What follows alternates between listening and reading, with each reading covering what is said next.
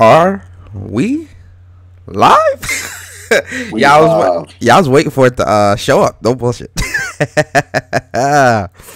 Ladies and gentlemen, what is good? It is your boy Persona of Gaming with Persona, host of MOG and Friends podcast, host of When Persona Speaks, fellow TOA member, and we are back. It is another Saturday morning. You already know you got to start your Saturday mornings off right with the best podcast on YouTube, the best podcast on the planet, the best podcast to ever be created since podcasts have been created. I know. Facts. I know. Facts. I know. Facts. Persona, how is this the best podcast? Facts. Sit back, relax, and you'll find out.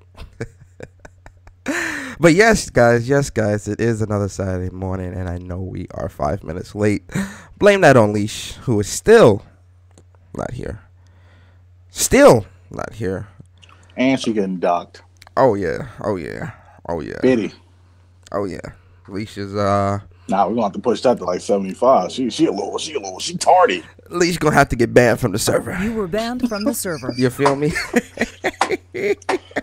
She a little tardy. But guys, yes, it is another Saturday morning. Every Saturday morning, Manga Friends podcast at 11 a.m.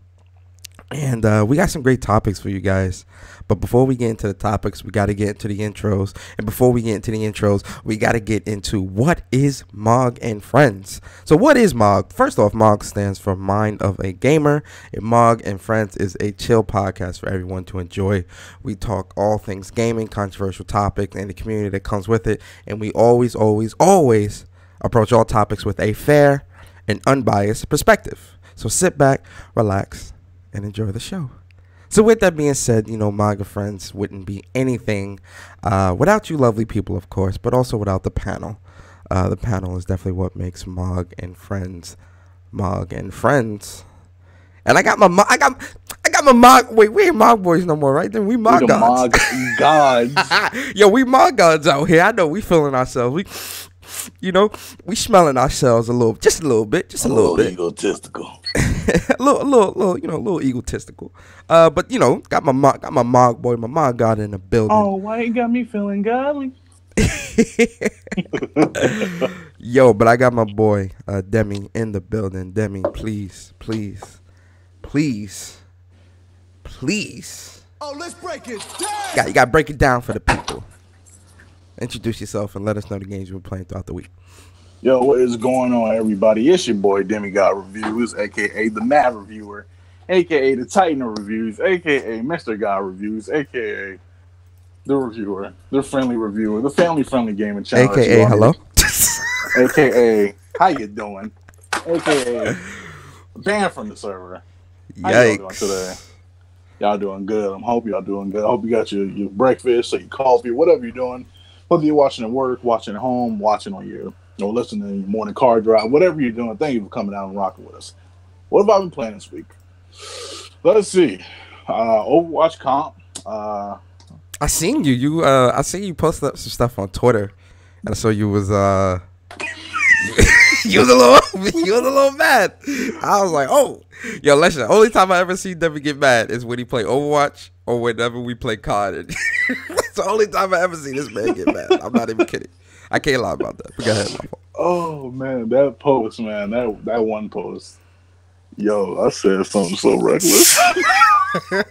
Yo, did I see your post on Facebook? And a certain someone asked, "You try to play?" You say, "You play cop?" I was like, "Oh Lord, no." Oh, I say, "Yo, Demi in his elitist mode." I respect it though. Hey, listen, I respect it wholeheartedly. Listen, man.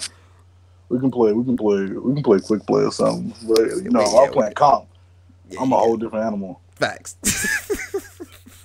So it's been Overwatch. They gonna bring that old Demi out of you. I'm sorry, but shut up. We play Overwatch, a lot of competitive. I hit Diamond, now I'm trying to go for Platinum, and I want to try to grind out for Grandmaster and really see if I can do it. But that's going to be like such an uphill battle. I might not even go for it. Ashen, listen, For those of you with the Xbox Ashen as a great beginner Souls game, you get an AI partner, so you don't feel alone, and that's great for people like me who don't like Souls games. It's wonderful. I've been playing Below. So it kind of feels like a co-op experience. Yeah. Okay. And that's what I'm saying. Like, it's a really like dope beginner Souls game. I feel like Cold Vein is going to be like that as well, though, because you get an AI partner that'll heal you and stuff like that as well, don't you? Yeah. I think it'll I think it will be. I have to see like some more of that before I like get sold on it. Below, kind of a roguelike survival game. It's pretty cool. Mutant Year Zero. That game is much more tougher than XCOM. And man, I'm save scumming everywhere on that game. Like tactical strategy games on my wave, but Jesus, when you're like that hard to where I have to reload saves each battle, I think that's a little bit too much. Okay. That's what's up. Smash, Papers, Please, and I seen you on that Papers, Please, and I'm like, listen, yo, is Demi really playing this dog? this game right here? That game was addictive, man. Look, 2 people in my family died. In the game, you mean? In the game. Oh, okay, listen, man, you gotta be specific, bro. You gotta be very specific when you speaking about stuff like that, bro. 2 people in the game in my family died, and a secret organization just gave me $1,000. I can finally get my family some heat, some food, and like get them out of the sickness. Yeah. I was struggling. I only had $40, bro. Oh God, Lord. Better buy some bread, some eggs, bread, and milk with that. You feel me? My rent is $25. Food is $20. Ooh. Listen, food about to be 15. You feel me? Like, 2 days, y'all gonna have to stretch that. Oh man, Smash, listen, Smash is great, but them challenges, bro. I don't know what it is. Every time I get a new character I'm about to unlock, it's like they just turn the CPU up to like 12. Yeah. I'm getting waxed. Like I can be like winning the fights, then they'll just turn around and finish it off. I feel like it's not that you suck. I feel like it's because you got to get back into the rigmarole of Smash. Because even with me, when I first started playing Smash, the last one I played was, I did play the Wii U one, but not hardcore. The last one I played like hardcore was on GameCube. So like when I was getting back into it, especially first off, you playing on them Joy-Cons, you already messing up. I'm gonna keep it a stack. I tried to play on the Joy-Cons and I'm like, I feel like I'm gonna break the Joy-Cons if I'm playing. I'm comboing too hard. Yeah, like you can't play on Joy-Cons, but if you get the Pro Controller, what you got the Pro Controller. I saw the pic. Shout out to the Pro Controller. Once you get the Pro Controller, you'll see that it'll feel more natural. Like you'll be able to like really go in and really pressing buttons and stuff like that. And it's Smash. You got to get back into it. It's not like a traditional fighter in the sense of how most fighters are structured, but it is still. I still call it a fighter. It's an arena fighter or whatever the case may be. It just it'll take some time. Give it like a couple days. By tomorrow, when we're fighting and stuff like that, it'll definitely click, and you'll be on point. Plus, you got who's your characters? Like who you feeling right now? Fox is a go-to character of mine. Fox, Wolf, Ken, Little Mac. Hey, that's what's up. That's a good list. Mine's is my list really hasn't changed since 64, honestly, but Kirby, Pikachu, Captain Falcon, and Ganon. Yeah, that's a safety character, really. Kirby and Pikachu. No, I'm not even like this. Those are like safety characters. How you gonna shit up my list like that? What? Safety characters? Those aren't safety characters. Fox is a safety character. I said safety. Fox is definitely extreme safety character. Relax. Listen, bro. Listen, man. Fox is probably more safety than Kirby in a lot of instances, okay? Especially if you watch the Smash tournaments, you will understand why. And you watch the Smash tournaments, so you know why I'm saying that. It's Fox Falco, Final Destination 3 stock, 2-minute rounds. You know how I go. Bayo's a safety character at this point. Yeah, I've seen a couple matches with people using Bayo, and I'm like, oh yeah, she is definitely gonna be a problem. You know who I want to try out? I haven't gotten yet. What's this chick's name? Palatine? Palestina? Yeah, Palatina. I seen somebody fighting with her, and I'm like, yeah, this is a character that I would like destroy on the field. Like I really want. I haven't gotten her yet, so I want to get her, and I definitely want to get. I definitely want to try. I like Link, but like I never really. Even like back in the day, I used Link, but he wasn't really someone that I was like constantly using. Like you know, I don't like his Breath of the Wild variation either. Nah, I don't like it either. I definitely don't like it. I definitely much rather have Toon Link. Which I haven't gotten yet. But Kirby's always been like, the only time I really pull Kirby out is if someone's talking shit. Because if I pull Kirby out, I'm definitely winning. Like, that's for sure. Kirby's definitely my pocket, okay, you talking shit, let me shut you up real quick type character. I don't, I'm not going into the field with Kirby. Like, yeah, that's how I've been with Ken. Like, I've been in the lab with Ken. Because I know how to parry certain moves now. I'm like, okay, I'm going to put this guy in the pocket. But I'm mainly just using Fox for like right now. Yeah, that's what's up. Y'all were talking mad cash money millionaire mess earlier. Wait a second, is that Leash Capiz? Round of applause. Round of applause. Right? Yes, it is. Round of applause.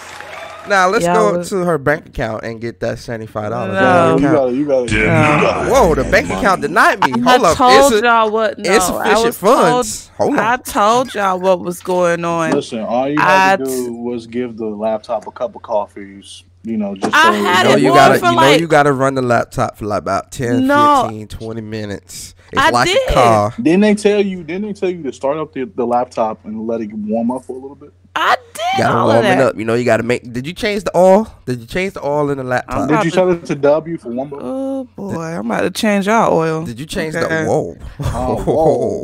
Whoa. It is 11:18 in the morning, and we will not go down that route. I didn't mean it like that, y'all nasty asses. Okay, sick of y'all. Let me.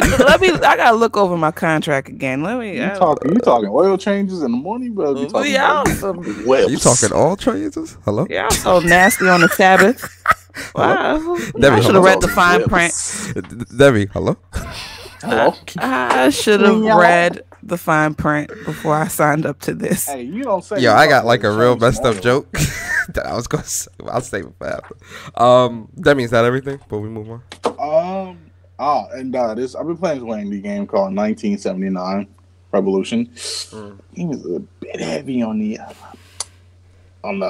dialogue. Like it's dialogue heavy, but it's centered around something that happens in the Middle East. But it's a little graphic, a little graphic for my taste. And Darksiders, almost at the end of the game. Listen, I thought you beat it. You close. Lust has to be one of my favorite fights. Really? Yeah. That's the big fat thing, right? No. That was Sloth. But obviously, Lust, Sloth would be the fat one. Oh, Jesus Christ. Go ahead. Lust is a non-binary character. And I thought that was an interesting portrayal of Lust. I thought it was going to be some hypersexualized like woman. Wait, what game are we talking about? Darksiders 3. Darksiders. Like the I don't Dark want to Side of the Soul 3. I don't want to jump into like spoilers because I know you're playing it. But when you get to Lust, you're gonna be like, is this a man or is this a woman? But they never actually say the gender of Lust. They say they them, which I thought was a nice little touch. Oh, they are some Powerpuff Girls him type shit. Yeah, they are some him. I respect it. It wasn't like they were sexualized. It was like the lust for something that you want, lust for power, lust for greed. Yeah, lust for like fame and glory and stuff like that. Which I was like, okay, this is much more. This is a nice portrayal of lust. I was like, wow, that's pretty dope. Especially since that turns in like to a whole tougher boss fight later on.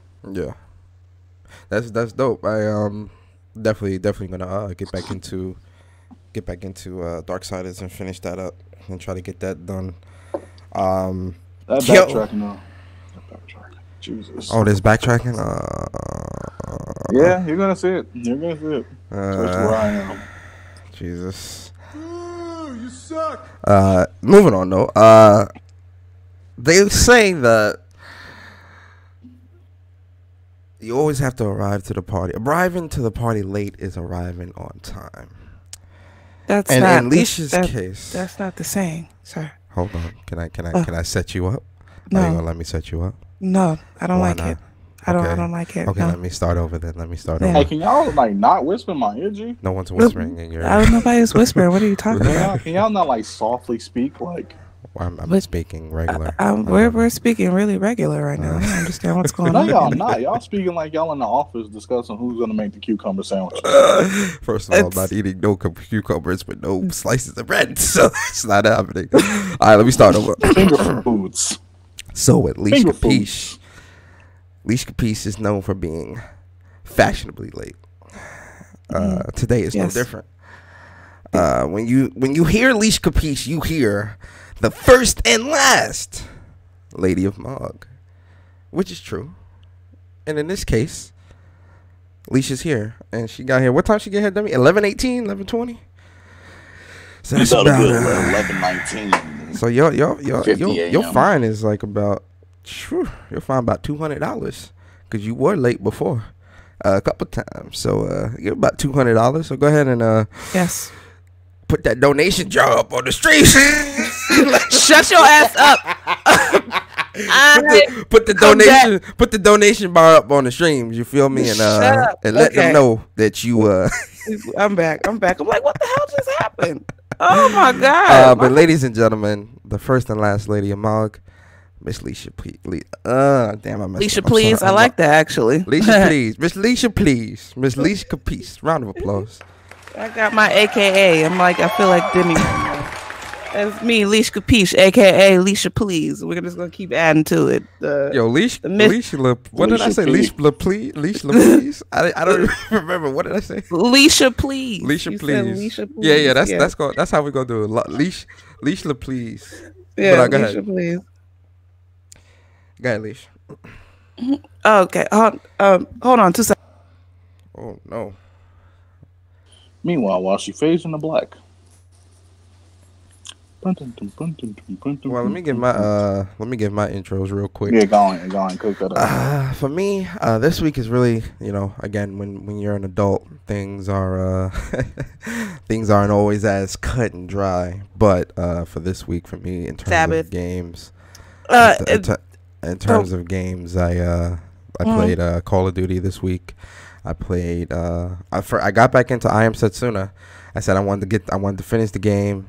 I want to get the platinum. Yeah, we hear you. I just want to get my outro out the way since you had to go handle something. Okay, real quick. cool.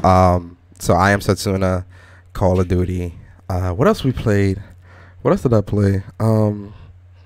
That's it. I was really into I Am Setsuna this week because I wanted to get back. Into like the feng shui. Don't forget you was playing Dragon Age. Oh yeah, I did play Dragon Age Inquisition. I ended up starting over. How do you like it? I played it before. I was pretty far. I was actually close to the end of my old save, but I ended up starting over because I was like, damn, I didn't play this in so long, and I wanted to start over. I love Dragon Age though, so Did you play the first two? I played 2. I didn't play 1.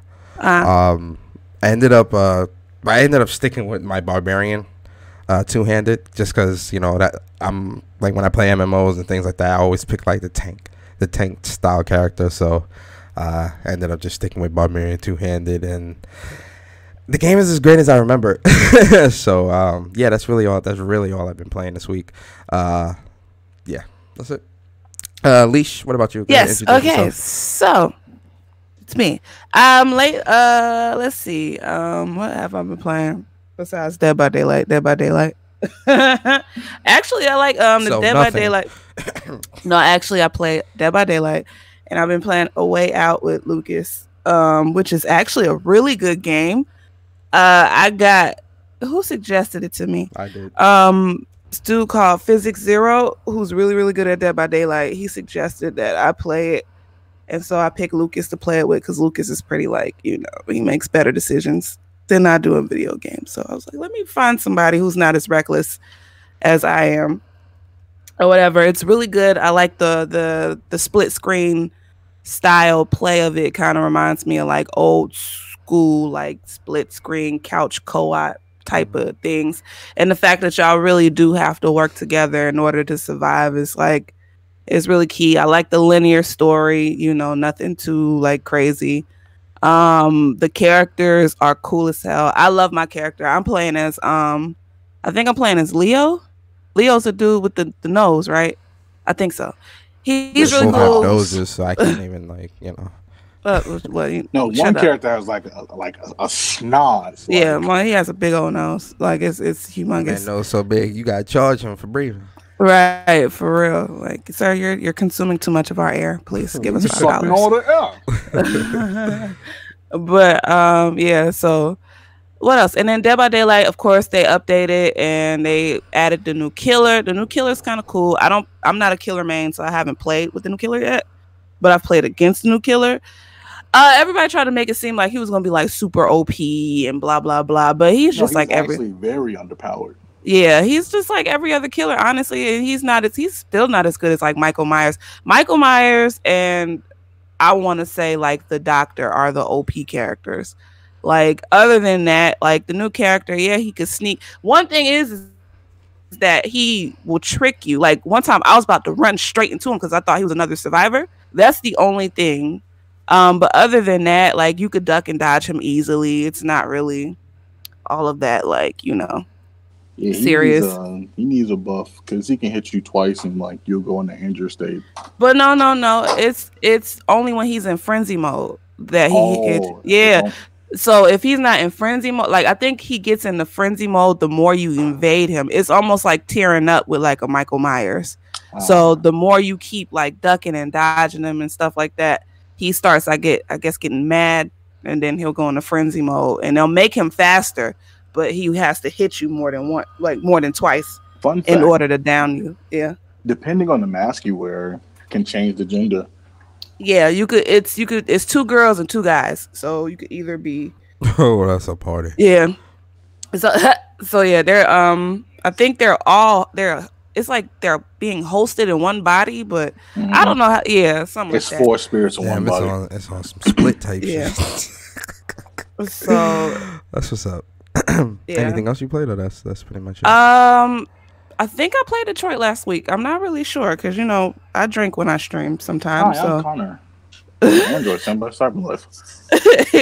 So I suck at Detroit. I basically killed everybody. Wow. What? That's terrible. Wow. So I'm a Until replay Dawn next. See how you good, dude. No, I'm not playing. I'm not playing Until Dawn. No, it's not as scary as it's not as scary as what's the name. It's not as scary as Outlast. Oh. Yeah, it's not even close to being that scary. Just like you want to play more like Soma. team. It's, you know, remember like those 80s and 90s, like, you know, I Know What You Did Last Summer type movies. It's like that. It's like that, like thriller type stuff. Okay, gotcha. Yeah. But that's it. I'm trying to think. That's it. My daughter's been hogging her Switch because I got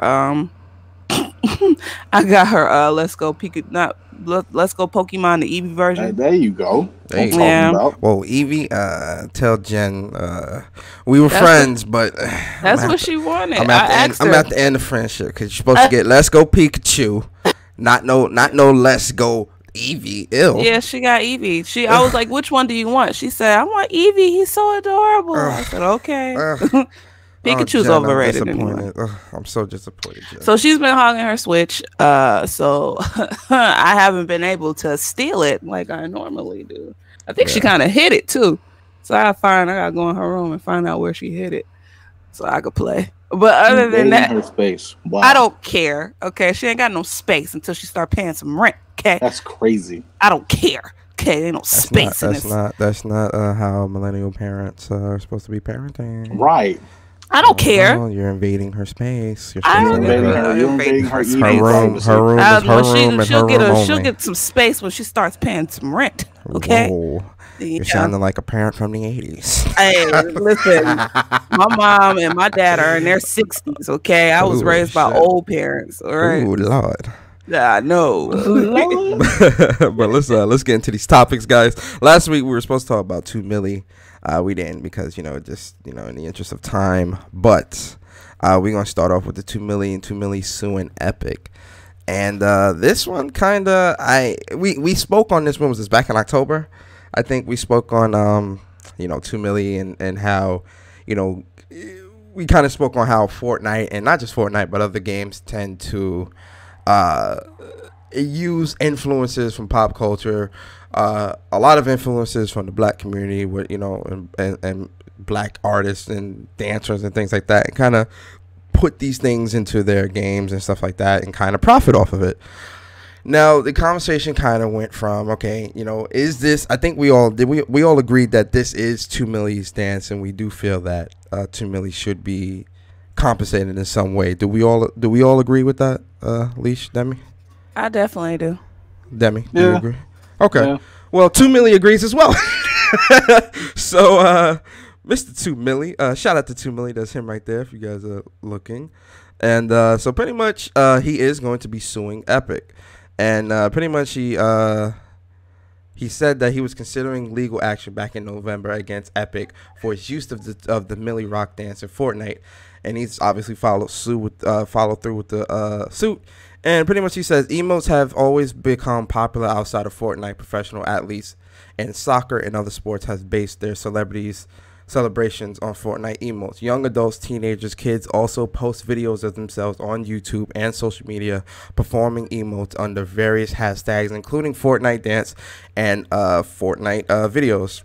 And then pretty much he wanted to also point out that this isn't necessarily him trying to bash Epic or Fortnite, but he does point out that Epic has consistently sought to exploit African American talent, in particular in Fortnite, by copying their dances and movements. Epic has copied the dancing and movements of numerous African American performers, including, for example, the dance from the 2004 Snoop Dogg music video "Drop It Like It's Hot." Alfonso Roberto's performance of the Carlton dance from Fresh Prince of Bel-Air, which honestly, that one I agree with wholeheartedly, because honestly, before Fresh Prince, I didn't see nobody on this earth doing that dance. Honestly, so Alfonso Roberto definitely made that dance cool, and he definitely should be recognized for that, because even in the street today, oh my God, it's Alfonso Roberto, it's Carlton, do the dance, that's what people are asking him to do, to this day. And the same dance performed by Will Smith in Fresh Prince of Bel-Air, which I think they're talking about the Get Funky. That one. That was a dance before. That was a dance way before that, though. I agree, it was, but I think they're, the suit, trying to attribute it to that. Yeah. And the suit also points out that according, the emotes have served Epic well. The suit quotes that the Bloomberg report of July estimates that Epic is on track to generate $2 billion in 2018, and the company's valuation could rise to as high as $8 billion, meaning what the company is valued at. And that's a central element in the complaint. 2Milly has said last month that he's not out to bash Epic for all the millions, but 2Milly's lawyer said there will be some bashing. There will be some bashing. So this kind of opens up a door to what is creative freedom, and what should and should not be compensated for.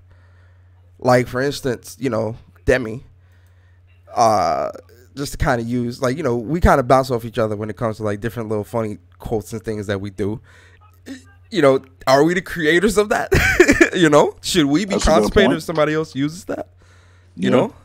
Like Ka-Chow, for instance. Yeah.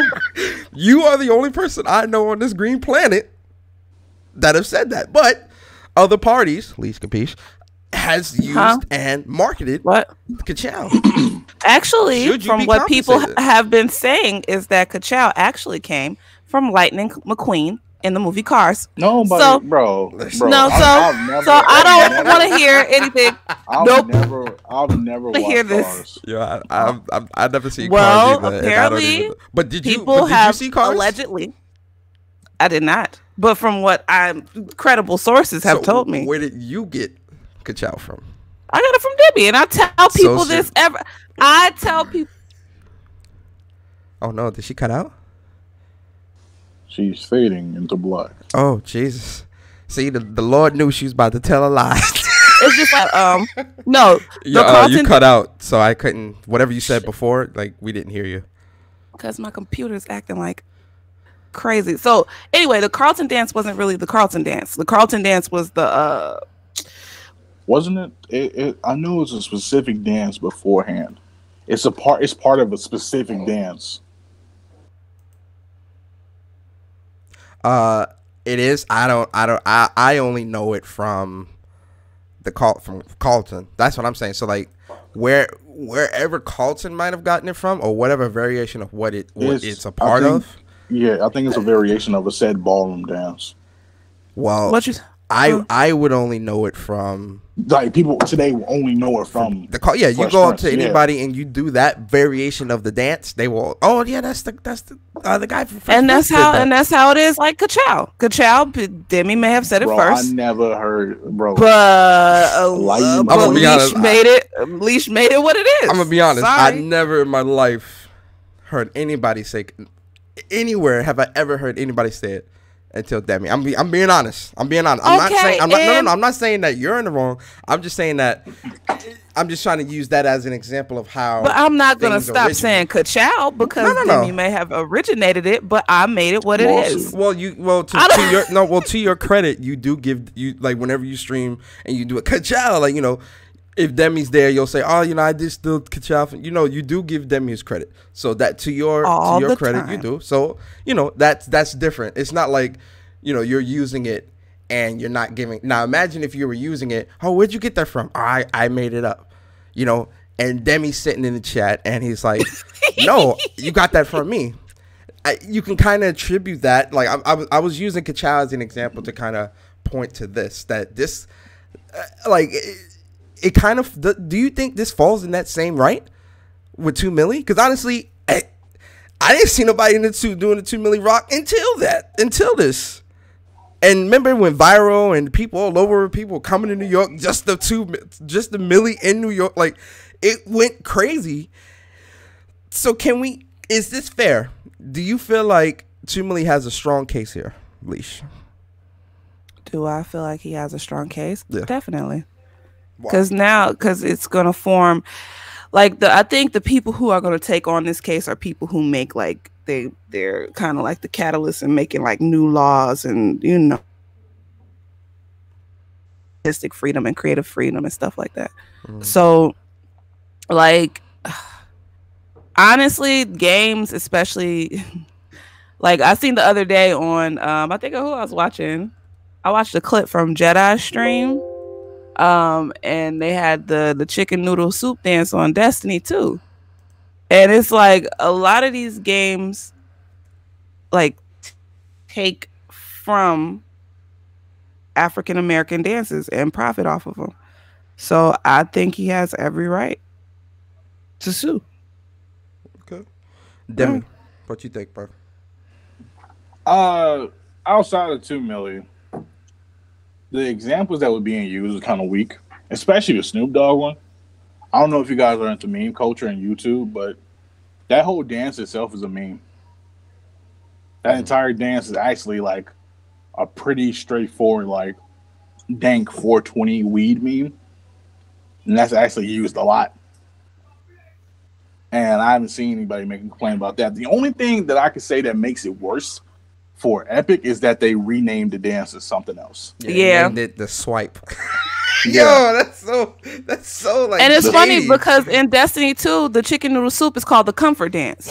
So yo, that's so shady. That's whack as fuck. That's really whack. Shady. Like games that rename the dances makes it worse. Like at least certain. It's like you stealing at this point. Yeah. Comfort dance. Yeah.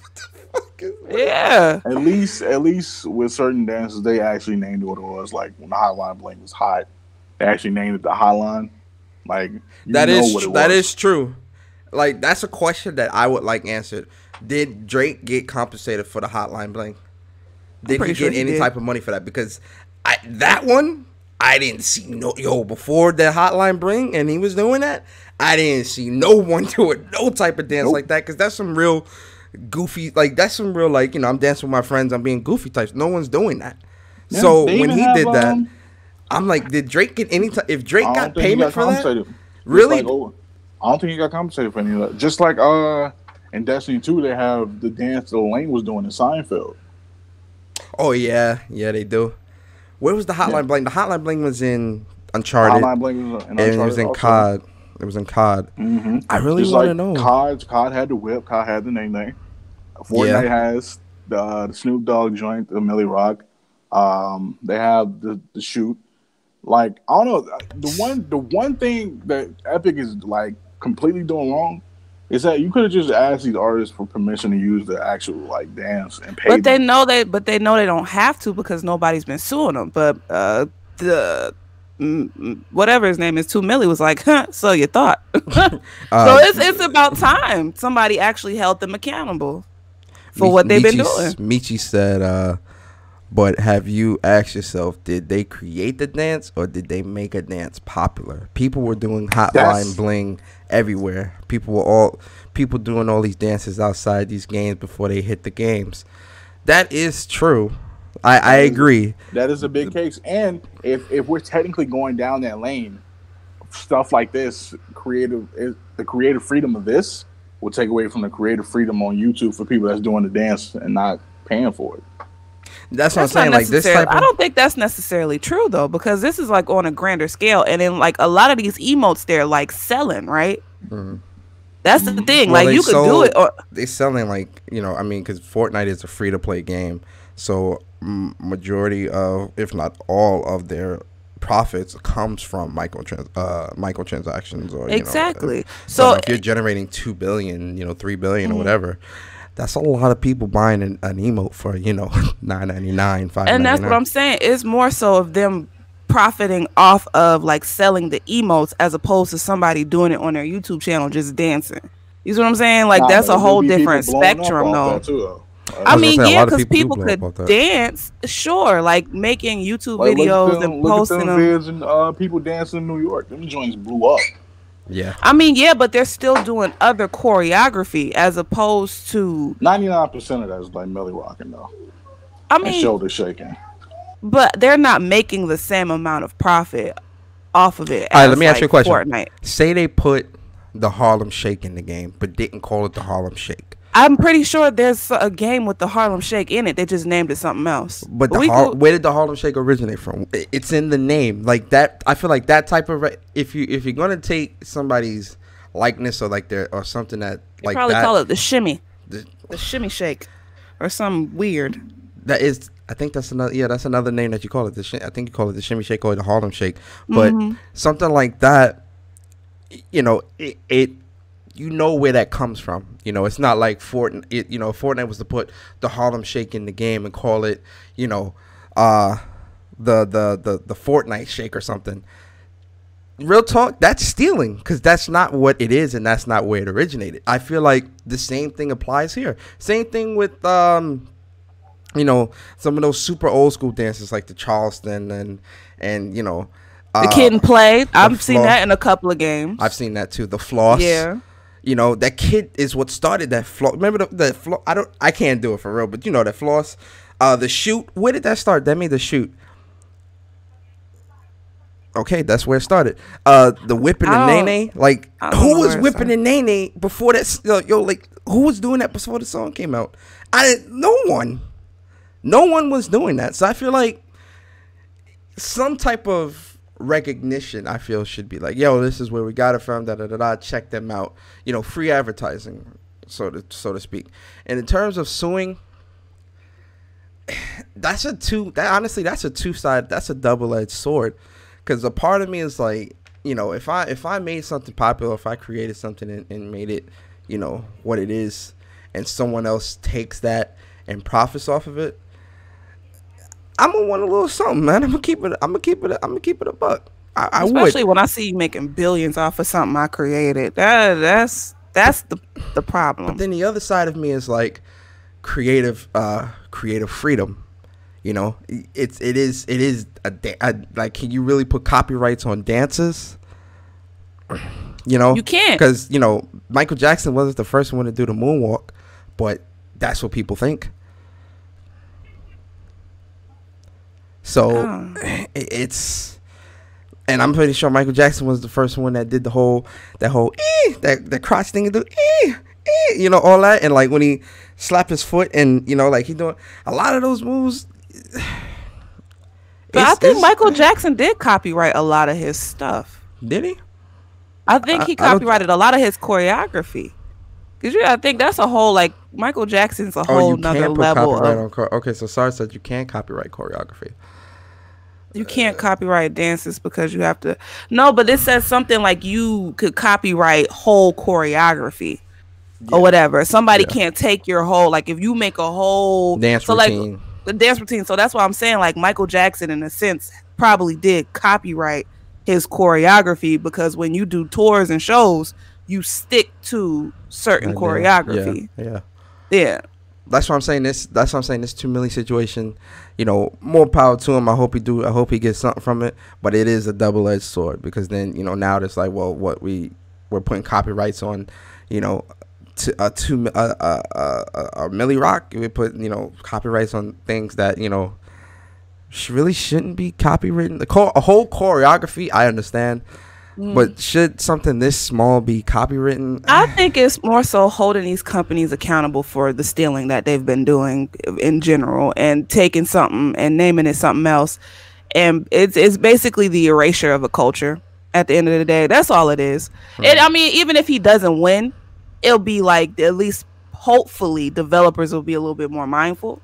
And like, it'll open up the door for like that dialogue to be had. Like, when are you actually going to start crediting the artists that actually create this, instead of erasing them from their creation at this point? He might not win, but it's actually the fact that he's pursuing it is not that bad.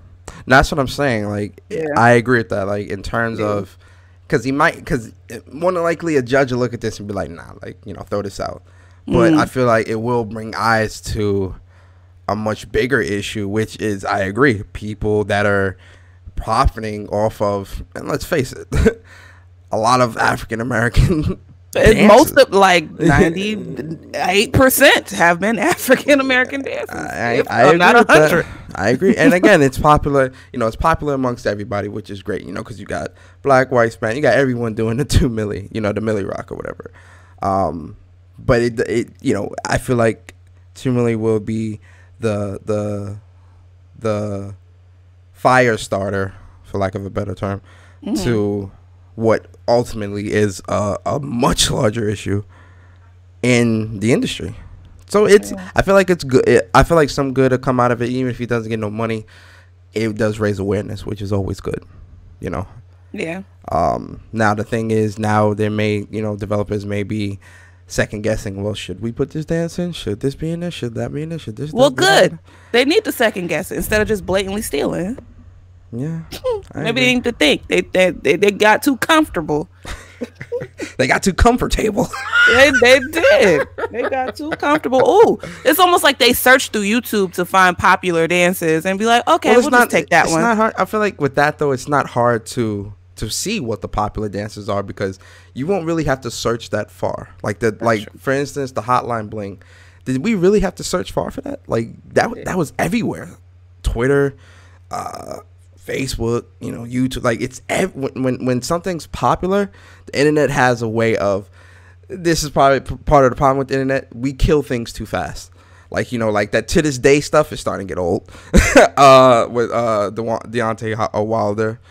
We kill these dances and like these memes and stuff so quickly. So it's because it's plastered everywhere and everyone's doing this. So I feel like with developers and what in that development process, you know, they also have regular lives. So I feel like, you know, when they go home and then, you know, the kid, yo, dad, look what I'm doing.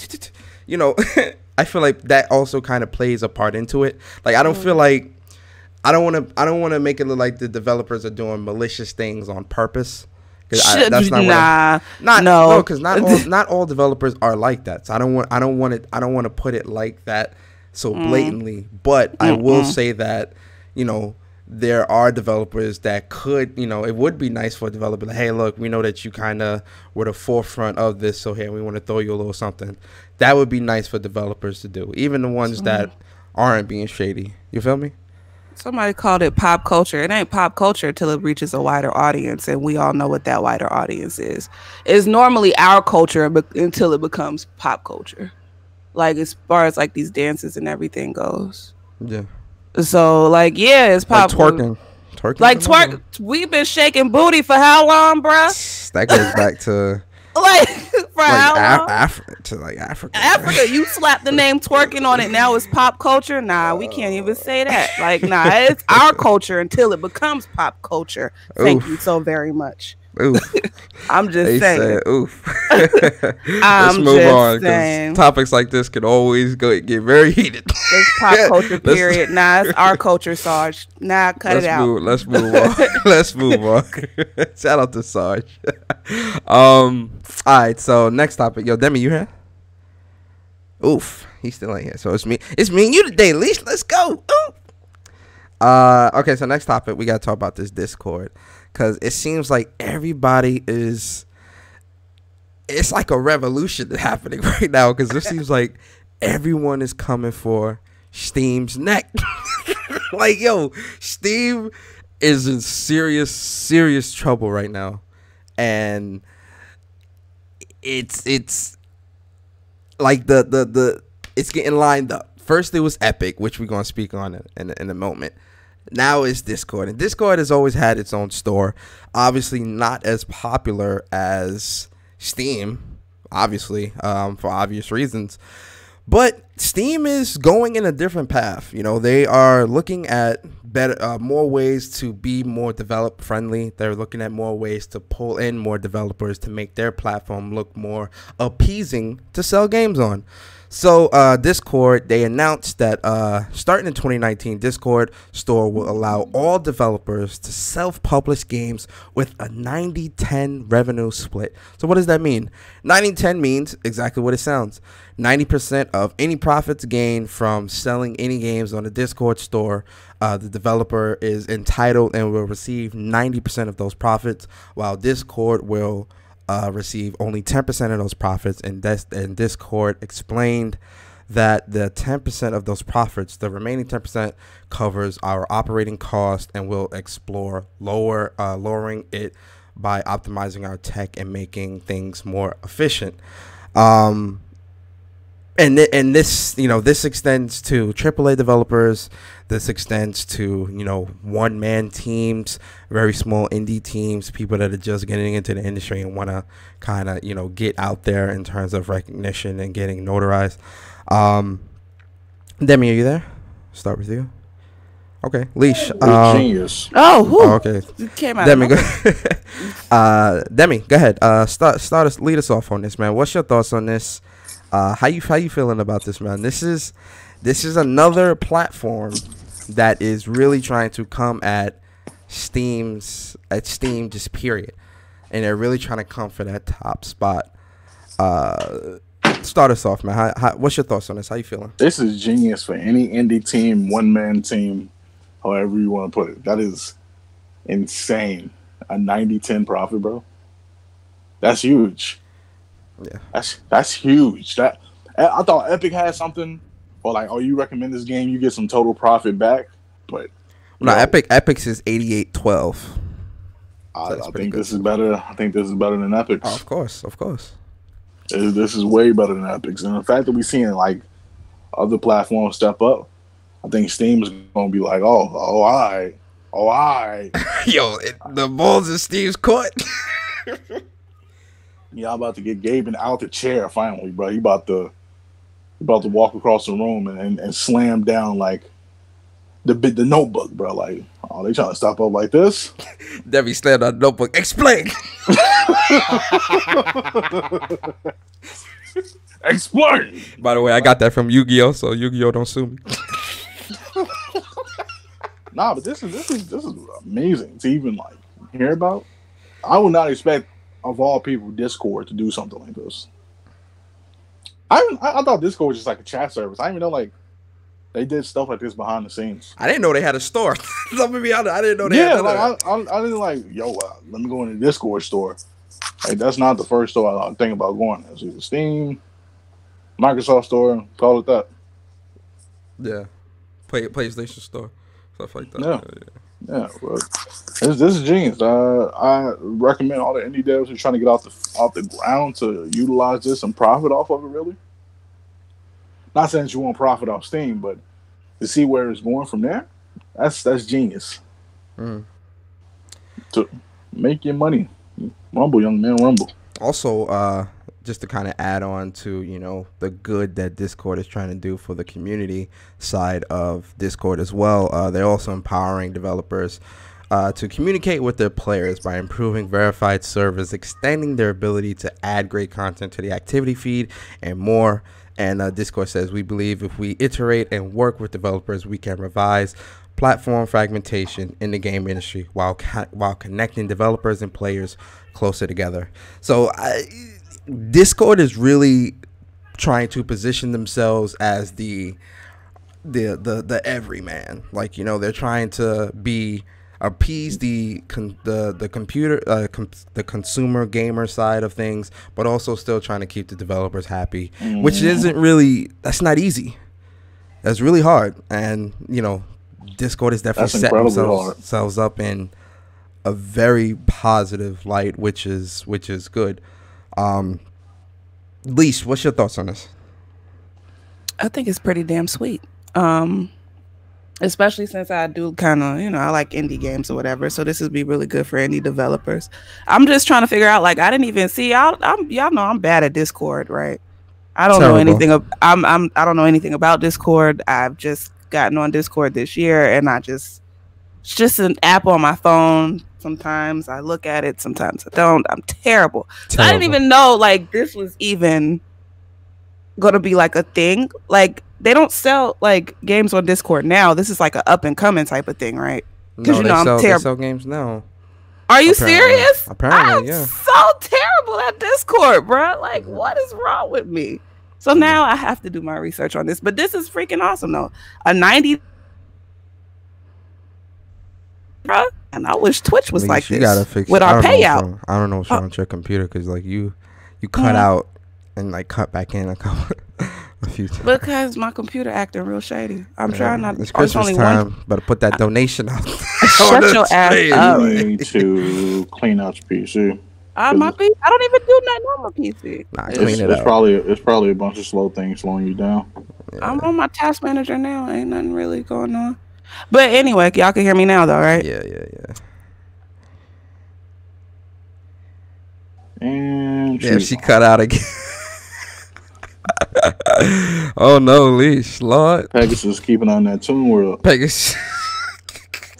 My boy, old boy about to Leash about to pull out the gun on old boy. Like, look, you ain't winning this card battle, bro.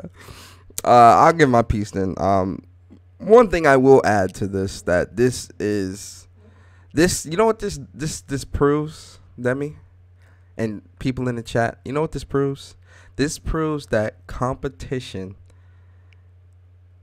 is perfect. Competition is great for the industry. It's amazing for the industry. You know why? You know why competition is good? Because we get things like this. We get things like this, guys. You don't get things like this when there's no competition. Steam was, you know, is currently still the epicenter for games, on PC, for buying games. Epic and Discord are like, we want a piece of that. We're tired of this. We feel we can do better at what you already do. We feel we can do better by the gamer. We feel we can do better by the developer. And we're going to prove it. Because we want their business. We want your business. This is what competition does, guys. You know, and kind of just to veer off, this is why I don't get why people want Nintendo, Xbox, and PlayStation to be kumbaya. No. No, that's not how this works. I want them to hate each other. Why? Because us as consumers always are going to reap the benefits of that. What's the benefits? better games, better quality consoles, better quality features, better whatever, more sales, more deals, more whatever the case may be. I want them to hate each other. I want that. We should all want that. And not no hate where, you know, we got pitchforks and no, but corporate hate. And corporate hate is and not necessarily corporate hate, but corporate competition. You know, when in the corporate in corporate America, plenty of these companies, the CEOs and things like that, they're friends. They go out to dinner and all these other things. But when it comes to business, they're like lions on the hunt. And that's all these CEOs of all these companies. Don't get none of that stuff twisted. They go out to dinner. They family spend time with each other, go out on vacations together, all that grand stuff. Believe me, they do. But when it comes to corporate America and that business, you're an enemy. And that's how it needs to continue to be. Because we as consumers reap those benefits, which is oh so amazing. Do you honestly think, and this is the question I want to ask you guys. Let's start with you, Demi. You can answer this question. Do you think PlayStation 4 would be as great as it is if Xbox didn't kick PlayStation's butt last gen? Reset that question. Do you think the PlayStation 4 would be as great as it is if Xbox didn't kick PlayStation's butt last gen in terms of the marketing deals, the exclusives, the exclusive deals, the year-long exclusivities? Don't get it twisted. PlayStation had a lot of great games, and PlayStation was a great console. And Sony did mess up with the cell architecture and things like that, which also inhibited, you know, part of the success. Even though it did messed up with the launch and the architecture. But not only that, but remember, PlayStation didn't have cross-game chat.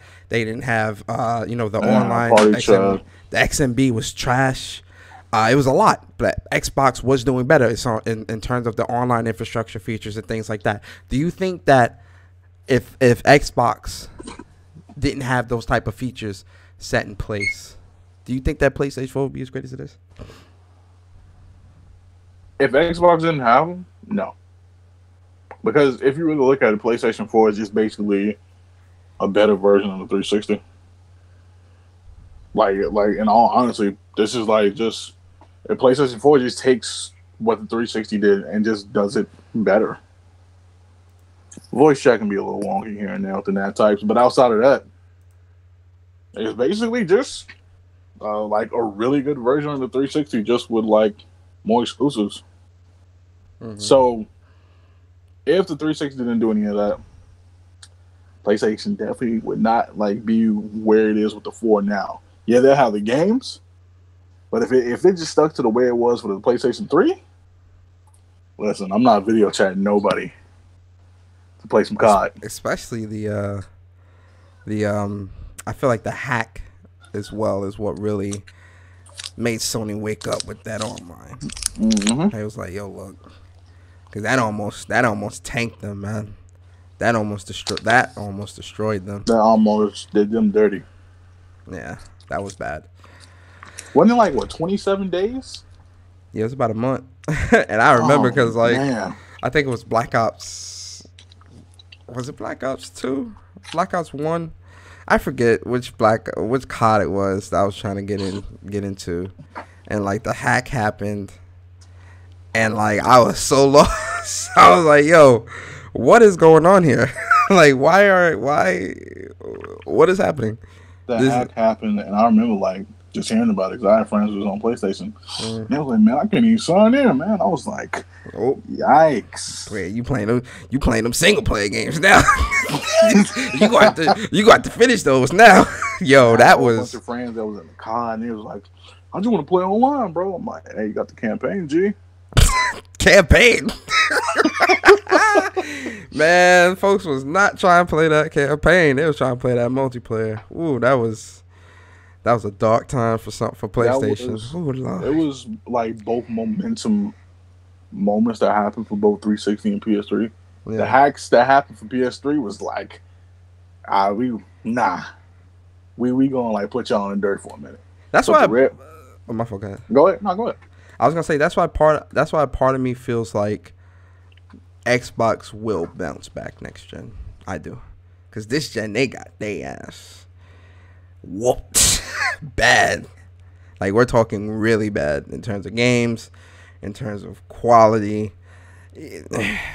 Xbox got really badly owned. It happens. So I feel like they're gonna use that momentum next gen. It happens. And if they can't utilize the momentum and come back from it, then they really aren't doing much. Facts. I agree. Y'all hear me? Yes, we hear you. Okay, I'm on my phone. So until I could tell that quality, Lord. Lord. That quality, Lord. Jesus. Pray for that phone, Lord. Pray for that phone. I'm in my headset. My phone is an iPhone. Don't get it twisted, boo. Okay. Okay, boo. Let's move on. Since we still on the topic of stores, we gotta speak on this again. Back to the term of competition. Competition will seriously make or break a lot of companies. Like, believe that. I've took a lot of business courses in college. The business is very cutthroat.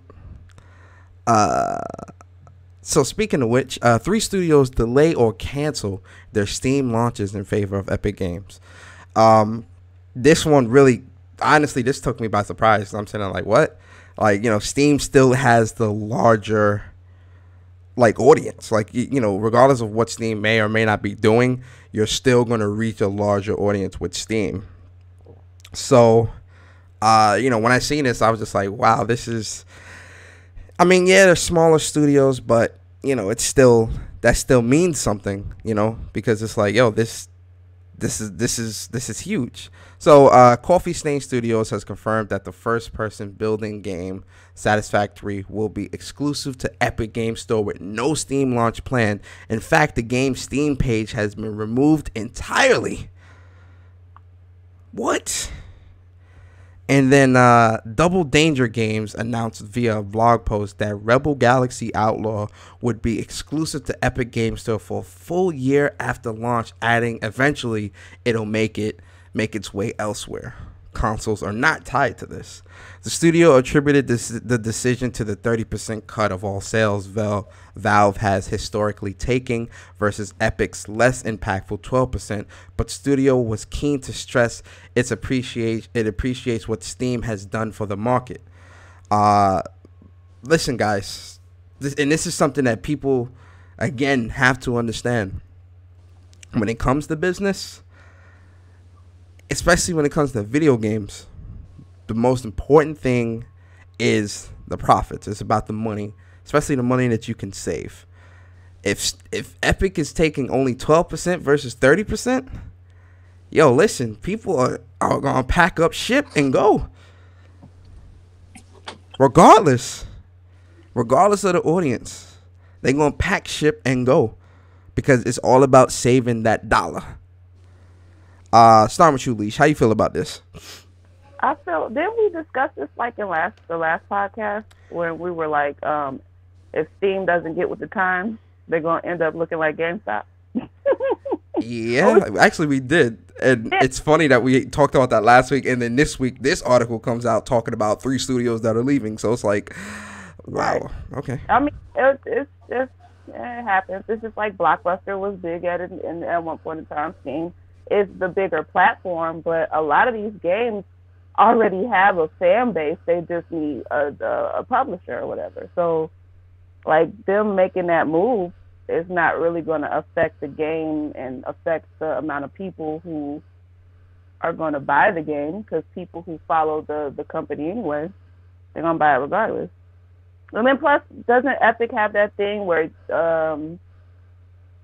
you can make like revenue, like affiliate marketing and stuff like that? Yeah. Epic has that. Yeah, so a lot of, not only are the public, like developers are gonna go over there, content creators are gonna end up making a switch eventually once Epic has a bigger, like a bigger platform or whatever, because they're offering things that people want or whatever, and they're offering ways for people to make money, or to save money. So I mean, we kind of predict. It's so crazy how we predicted it last podcast, and then listen, people go where the money is. You feel me? I mean, as it is, business is business, and if somebody's offering something that looks better, and you know that even if the platform is bigger, you know, if you crunch, you could like sell the game and save some money. I would do the same thing, especially as a smaller developer. So, I agree. Yeah. Demi, what's your thoughts? Basically, Steam got to get with it. Get with it or get lost. I got to make the better moves. For people to take off their entire game on Steam, I feel like, I'm not gonna lie to you, I'm gonna feel like that's a double-edged sword though. Yeah, Epic does have the better deals, but Steam also does have a bigger market. They do. That's why I'm like it.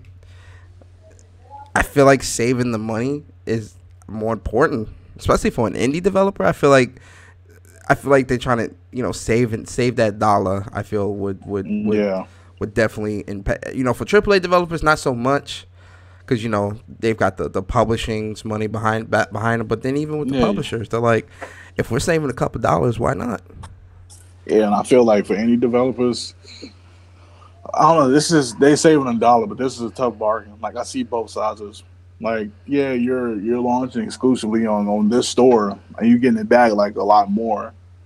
But while the Epic store is out, it's new, and it's hard to get people over while you're a new product. Mm-hmm. And go ahead. No, go ahead. And while you're new, it's a little bit harder to convert people or whatever. But I'm looking at the audience that you can reach on Steam. But that doesn't guarantee that you're always going to win on Steam either. Because you have a lot more competition on Steam too. You can be another game just drowning in the sea of games that is on Steam. Yep. Yeah, Steam got a lot of games. Yeah. I don't know. I think this is a good thing for indie. Like, I mean, yeah, Steam is the bigger platform, but I don't see it. I think either way is a win-win, right? Because you'll reach the bigger audience or whatever on Steam, and then you'll still have to you'll pay a little bit more, or you have to split. You have a higher split, but you're reaching that audience. As opposed to, like, you go over to the smaller platform, you get to keep some of your money. Well, you get to keep more of your money, but you may not be reaching a vast audience. I think it's a win-win, because either way, they're going to either have to dish out some money or they get to save some money. So I feel like either way, they're going to make some sort of a profit. Mm-hmm. Like, I don't think this is going to be like a huge loss on like the smaller. I don't know. But the only thing about Epic, and even Discord for that matter, is the thing that Steam has over them is the audience. But I feel like with Epic, they're trying to capitalize off the fact that Fortnite is the most popular game out right now.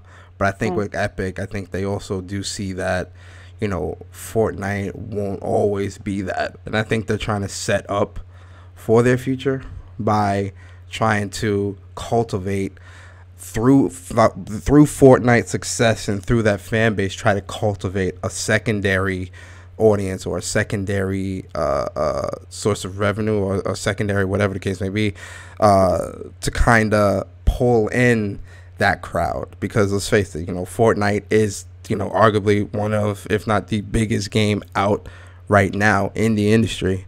One of the most popular, that's generating billions of dollars and has millions and millions of fans. So I feel like Epic is trying to use the popularity of Fortnite to kind of pull that audience of people into the Epic store and be like, hey, look, we got an Epic store, we got these games too, we got this, that, and third. So I really feel like it's smart that Epic is doing that, because all eyes are on Epic because of Fortnite. So what better way to advertise something new like this and try to pull in that audience that Steam already has than by using your most popular platform to cultivate a new platform or cultivate a new demographic of audiences that don't only play Fortnite. Like, hey, look, we know that you may be tired of Fortnite, or hey, you're not, if you get tired of Fortnite, if you want to move away from Fortnite, we also got this at our exclusive Epic store, and Discord is using the fact that most people use Discord as a chat, a chat and voice chat and things like that. So to use that to cultivate a new platform for people to not only chat with friends but also buy games and play games with friends from the same place.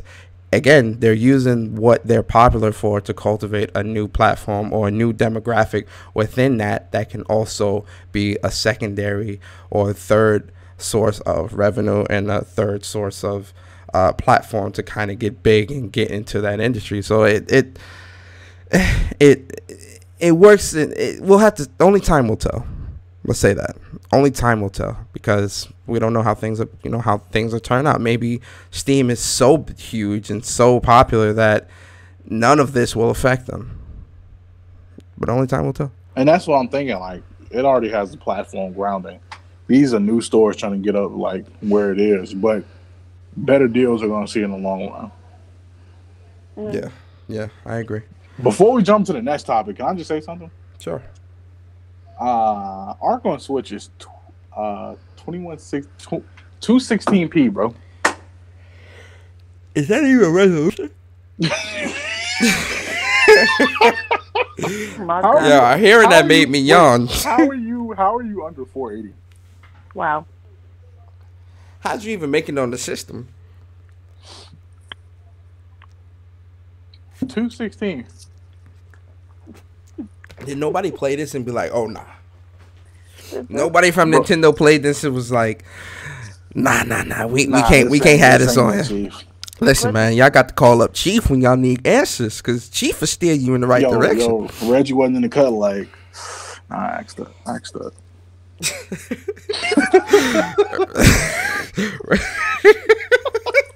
Why'd you do the smoke? Why'd you do the smoke noise? Like Reggie be in the studio smoking a cigar, like, you good accent. My man still got the smoke in his lungs. Talk about, you're good at accent. He had to, Reggie be stressed, man. He had to flame up the squally, before he for the next Nintendo game drop, man. Seriously though, like, not even. Like, what about the developers? Ain't look at this and be like, yeah, maybe we shouldn't release this on the Switch. Maybe this one won it. You know what's crazy? And Reggie was talking about, I'd love to see Red Dead on the Switch. Slow your roll. Slow your roll. You got too much dip on your chip. You got too much dip on your chip now. Hold on. Oh, God. Yo, I see the gif of that on Twitter. You got to be like, oh. Got too much dip on your chip. Go ahead and ask that thought, bro. Go ahead. Yo, could you imagine Red Dead Redemption 2 running on the Switch? Yo, it ain't even running, it's jogging. Jogging on the Switch. I've seen a gif of somebody put Red Dead Redemption 2 on Switch. It was just like two pixelated cows. Oh my God. Jesus. Real talk. Now I want to see them do it just to see how it'll look. Like, real talk. I really want to see if Rockstar is a greater developer as people put them out to be. Because you got to be the best developer in the world to make RDR 2 on the Switch look good. I'm sorry. That. Whew. They just said that they need a resolution. I'm still stuck on that. 216, like 216. That's how much my phone bill was. 216, like, what? You're under 480, so think about that. 480. Yo, your video won't even play on YouTube. Yeah, like it gets mad pixelated. Like when YouTube can't load all the way, it'll drop to like 160, like for the worst connections. Yeah, which is, you might as well just close YouTube at that point. Yeah, so you're just a little bit above that. We'll see. Is anybody gonna buy this? You buying it, Devin? No. At least you buying it? Hell no. Am I buying it? Come on, man. I won't subjugate myself to the torture. Listen, man. I bought an Xbox One. I done my shit. I really just want to see Red Dead. I want to see Grand Theft Auto 5. I feel like Grand Theft Auto 5 could kind of sort of be possible. It won't look super great, but I feel like Grand Theft Auto would look better than, which sounds crazy because Grand Theft Auto got all these buildings and stuff, but I feel like it would look better than Red Dead. I feel like because Red Dead, it's too detailed, bruh.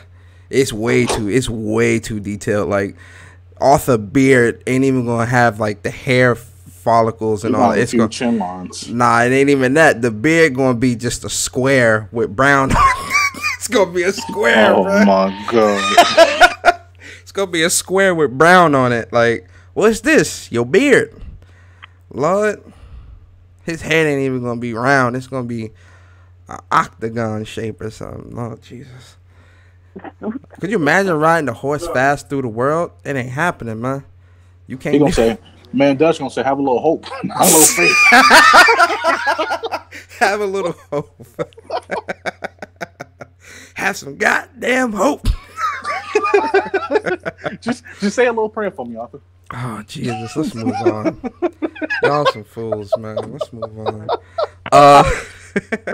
So public service announcement. Kanye West says he needs to speak to Hideo Kojima following Twitter drama with Drake. We ain't gonna talk about the Twitter drama because we don't do that. But Kanye did post on his Twitter. Heard Hideo Kojima is in New York. We need to meet. Does anyone know where he is or how to contact him? And right on schedule, Jeff Keighley, I got you. So my question, starting with you, Leash, what do you think Kanye wanted to talk to Hideo Kojima about? Like, what do you think that type? What kind of conversations do you think happened like with that? Who knows? Kanye's I don't be know. Nice.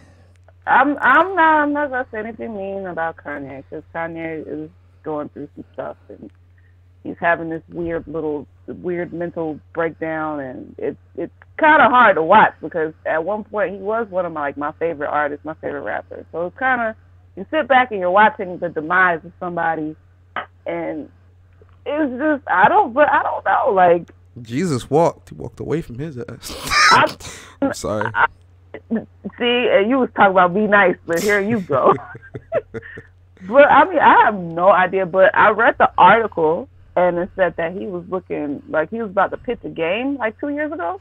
Yeah, so it was a game about his mom trying to get his mom to heaven or something like that. But it was supposed to be a mobile game. It wasn't going to be like no game on consoles or nothing like that. That's kind of sad. Like that's like a cry for help. But I don't know. I don't know what he could be talking to him about. Maybe that's what you never know with Kanye. Kanye's like a ticking time bomb, bro. So right. I don't know. I can't even take a wild guess. What about you, Demi? Facts. Controversial statement, right? But I think Kanye has a different he has a game in mind, but it isn't the game about his mother. What game do you think it is? A rhythm game? No, not that. Because we're going to Hideo Kojima. Yeah, you ain't going to Hideo Kojima for no mobile game. You're not. If you're going to Hideo Kojima, you're going for, all right, here's a square peg, and here's an octagonal peg, and we're gonna collide those two and see if this works. You know what I think? Moonwalker 2. All right. All right, Leash, go ahead and cut the phone off. Yeah, just you have yourself a great morning. It was good having you on. We'll see you next Saturday. Listen. Hear me out. A Walker 2? Hear me out. Not Moonwalker. Hear me out. Kanye's been talking about the biblical stuff. He's been on this new wave. He said he found a guide. Listen, is going to be a game about him fighting his sins, and then at the end, he's going to get redeemed. What? Yo, man, listen.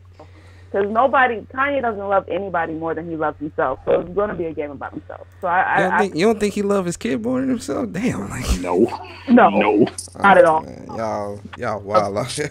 No, what? No, what? No, Nah. no. That's so terrible. Y'all wild, man. Like what? Y'all wild out here. Or he wants to put in music for Death Stranding. Ooh. I would be okay with that. I would actually welcome that. But you know what's my idea? What? I kind of want a game based on My Beautiful Dark Twisted Fantasy. You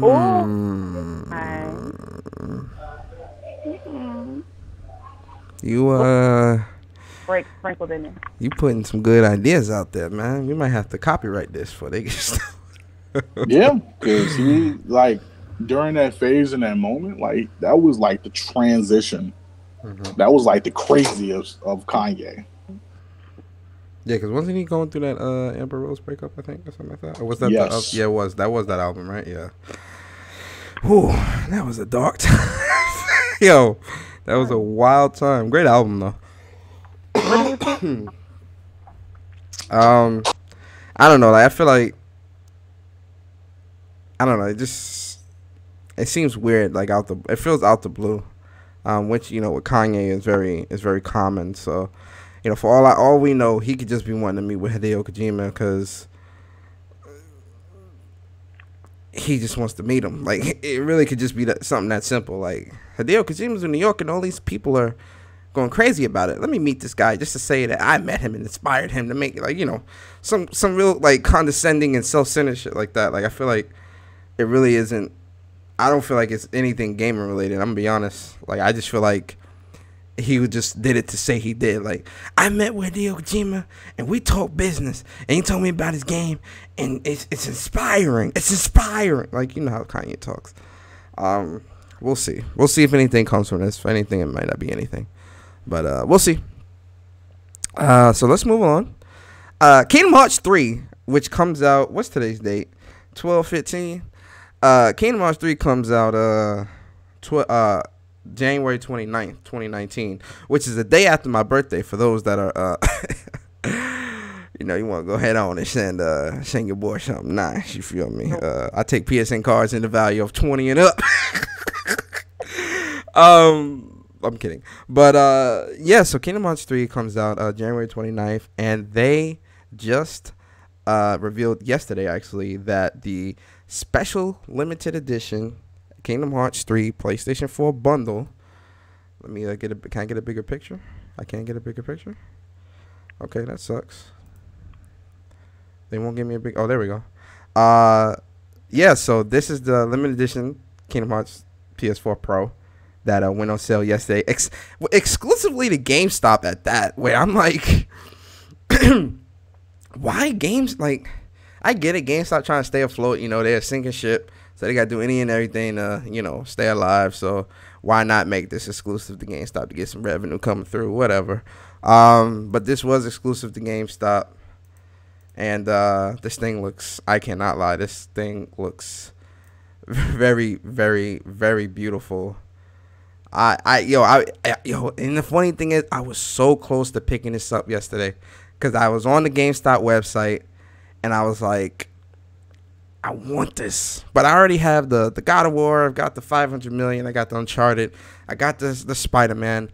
I'm just like, I don't need this, and I was so tempted because it does look like a very, very beautiful console. The box looks great. Really beautiful, really beautiful. And you obviously, when you get it, you do get the game. You do get a copy of the game. You get the console, the controller, and stuff like that. So what you guys think of the console? How y'all think it look? Didn't I say that you could just gift me the console? And then I say, I don't know about that one, Chief. Really, that's how you feel? I mean, what you giving me? Well, I'm giving you for your birthday. You know, I'm not gonna say. I mean, Christmas time is about a week away. 2 weeks. What you say? I said I'm not gonna say anything. Because anytime I say something, you're gonna flip it to make it seem like I'm a bully or whatever. What are you talking about? We haven't done that in how long? Like about 2 weeks. What are you talking about? It has been a good 2 weeks. We really haven't been fighting each other. It's been rather pleasant too. But I mean, I think it looks kind of sexy, you know. Sexy, yeah. Yeah. Because I like all black or whatever. Yeah. I like fine. So I don't know. I like it. That's why I said you could gift it to me if you wanna, and then just write it off as like charity or something, you know. Charity. Yeah. Like it's good for your taxes. You don't donate stuff. You don't donate clothes and write it off on your taxes, bro. And write to me and write it off on your taxes. And I really do like the design, so. Are you buying Kingdom Hearts 3, Leash? Yeah, I have to go back and play. I've played 1, but I've never finished 1. I've never played 2, so I have to go back and replay them from the beginning. Next month I'm gonna do a Kingdom Hearts series that's starting in January, leading up to Kingdom Hearts 3. I'm gonna do 1, then 2, and then just play 3.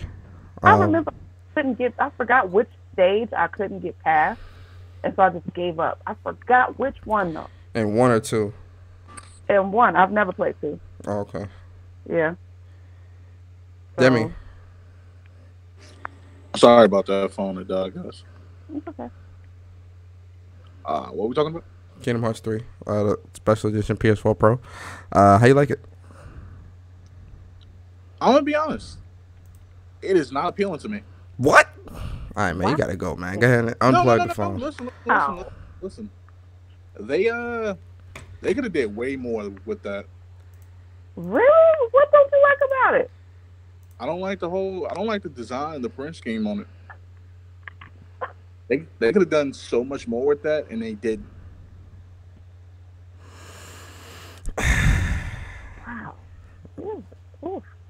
And knowing how Square can get, and knowing the capability that they have, and knowing Sony and the special editions that they've had, they could have done way more with that. I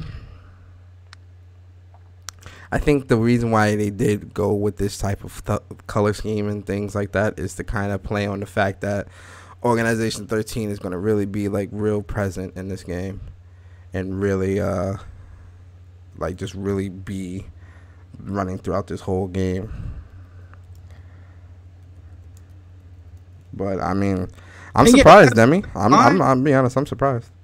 That's fine, but I don't know. That just didn't grasp my attention. Like, for all the special edition consoles that they have, whether it was Spider-Man, God of War, and this one just didn't buy me in. Like, I just felt like it could have been way better. Oh. I think if if we're gonna if the etching within the PS4 was gold, I feel like it just kind of make that portion of it stand out. I feel like that would be cool. But I do like the way it is now. I do like it as well. Yeah, the etching's sexy. Yeah, sexy. I'm not sold on it. I respect it. I ain't even mad at you, bro. I respect it wholeheartedly. More on black. That black on black on black. Power to the people that like it, but for me, it's a pass.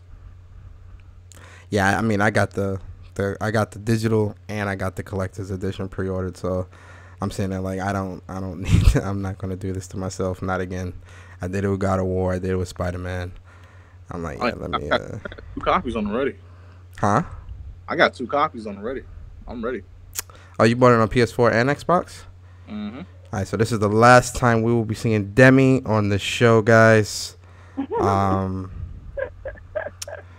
disrespected our friendship because he knows how I feel about Kingdom Hearts on Xbox.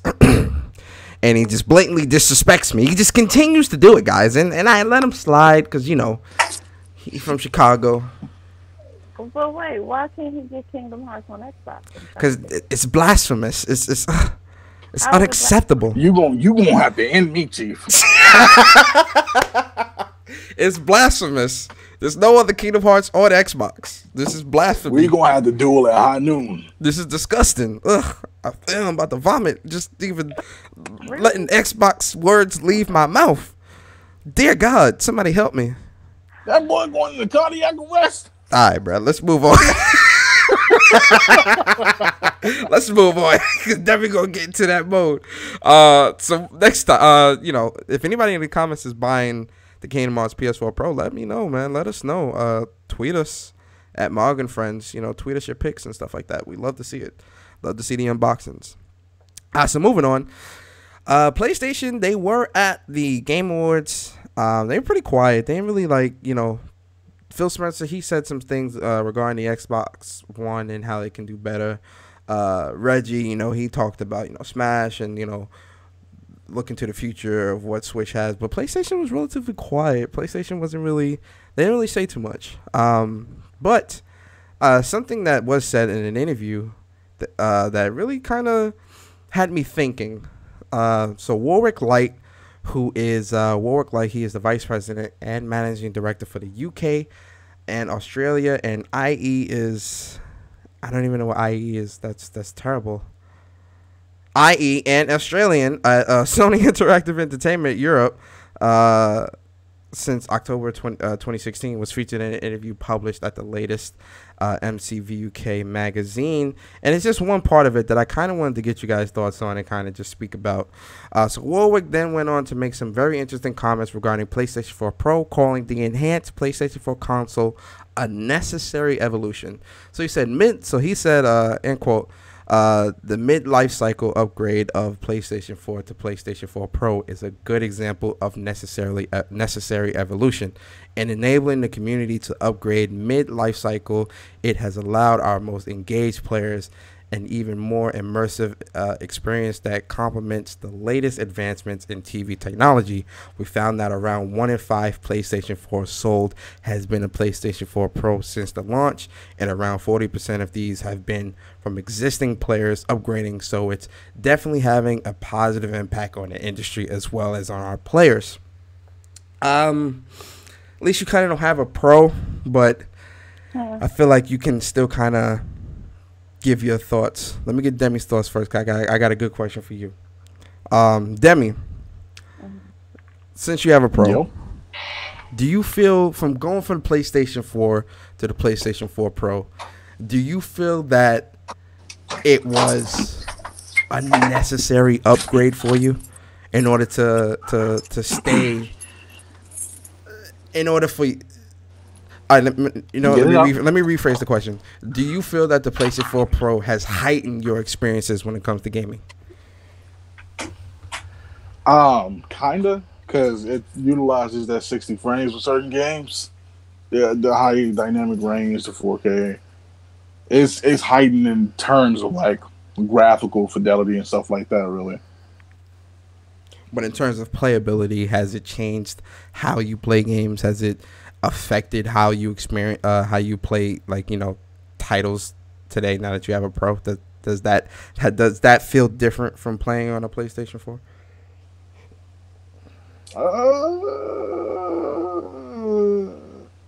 Okay, so you mean like just gaming, like just how gaming. I play? Like just gaming. Yeah. Outside of better load times, not really. No. Depending on it. So you feel like you can live without a Pro? Yeah. Okay. So how do you feel about what he says, and what do you feel that him saying this, how do you feel like PlayStation will approach next generation? I feel like that these consoles are just like the Kickstarter of what they really wanted to do. And now that they finally tested the waters and got the grounds right, I think they actually do have something planned where they can step it up a little bit more and actually beefing it up to the way they want it to be. Okay. So I think like for next gen, they are getting ready to gear up for something. Do you feel like? Do you feel like they'll do next gen refreshes again? And if they do that, do you feel like it's necessary? Like, would you be mad if they did that? Like, what's your thoughts on that? Listen, I don't want another next gen refresh. I don't. It actually threw me off because now games are gonna perform a better way on this console rather than this console, which is basically them saying, "Yeah, we launched these too early." Or launch them gimped. Yeah. Take your time. I'm not in no rush. I know y'all want to get it out to the consumer market, and then y'all gonna do the refreshes just in case because, oh yeah, we launched these too early, but y'all bought them anyway. But here's the better version, and that's gonna happen regardless because that happens in tech all the time. But I feel like if they're gonna get these consoles right, I want to see that console, but then I want to see like the only time I want to see a new console is like, yeah, we got these slimmer versions. Yeah, the slim variations. I agree. Yeah. Or we got these special edition consoles. I don't want to see another refresh for a while. And I think the refreshers are just like, all right, we screwed up here launching these early. Here are the better ones, so y'all can actually experience how we wanted to put it in the first place. Mm-hmm. Because remember, Wii U launched. I think that's what kind of like pushed both of these consoles to launch early. The Wii U. It pushed PS4 and Xbox to launch early to like coincide with it. Mm-hmm. Instead of letting them just do their own thing and say, "Oh yeah, Wii U, whoa. We gotta get ours out. Hold on." Yeah, that's why I think that happened. Yeah. Instead of just letting it rock. So I don't normally think like these are supposed to launch like this anyway. Mm-hmm. Yeah, we actually got like severely not severely. Well, depending on what you bought, that you got gimped for like if you were an early adopter or something. Mm-hmm. So please, no more mid-gen refreshes. They were cool at first, but now, I don't want to see anymore. I respect that. Leash. Yeah. Even though you don't have a PS4 Pro, no. For the friends that you do see with pros, or us, anybody that you see with a pro, do you feel like you're missing out on anything by not owning a PS4 Pro? I've never been that type of person who needed to upgrade my system ever. It's never been like a thing of mine. I don't really care. Like, I care about graphics, but I don't care about it to the point where it's just like, oh my god, I need to see 60 frames per second. Like, that's never been a thing. I don't even have those type of TVs. Like, I've always been the type of person, as long as the story grasps me and it's entertaining and I can play and it's nothing like weird going on and the controls are straight, I'm good. So, yeah. As long as it ain't Fallout 76 levels of trash, you good. For the most part, as long as it's not like that bad. Like, I've never. Like, I like the game. Like, I understand people are into the graphics and whatever, and they feel like it makes the game better, but I've never been that type of person. Like, Yeah. Like, I still got the OG Xboxes. Like, when the Xbox One. Yeah, I do too. Yeah, so it's.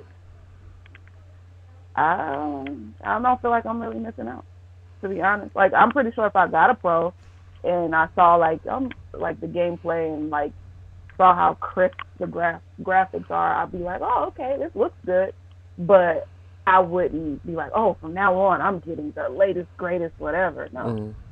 So. Well, the thing is, if you get a Pro, you'd have to get a 4K HDR TV to see the full benefits of the Pro. So it's like kind of like a hand-in-hand investment, Like, for me, like, what prompted me to get a 4K TV was the Pro, because I was like, I want to get the Pro.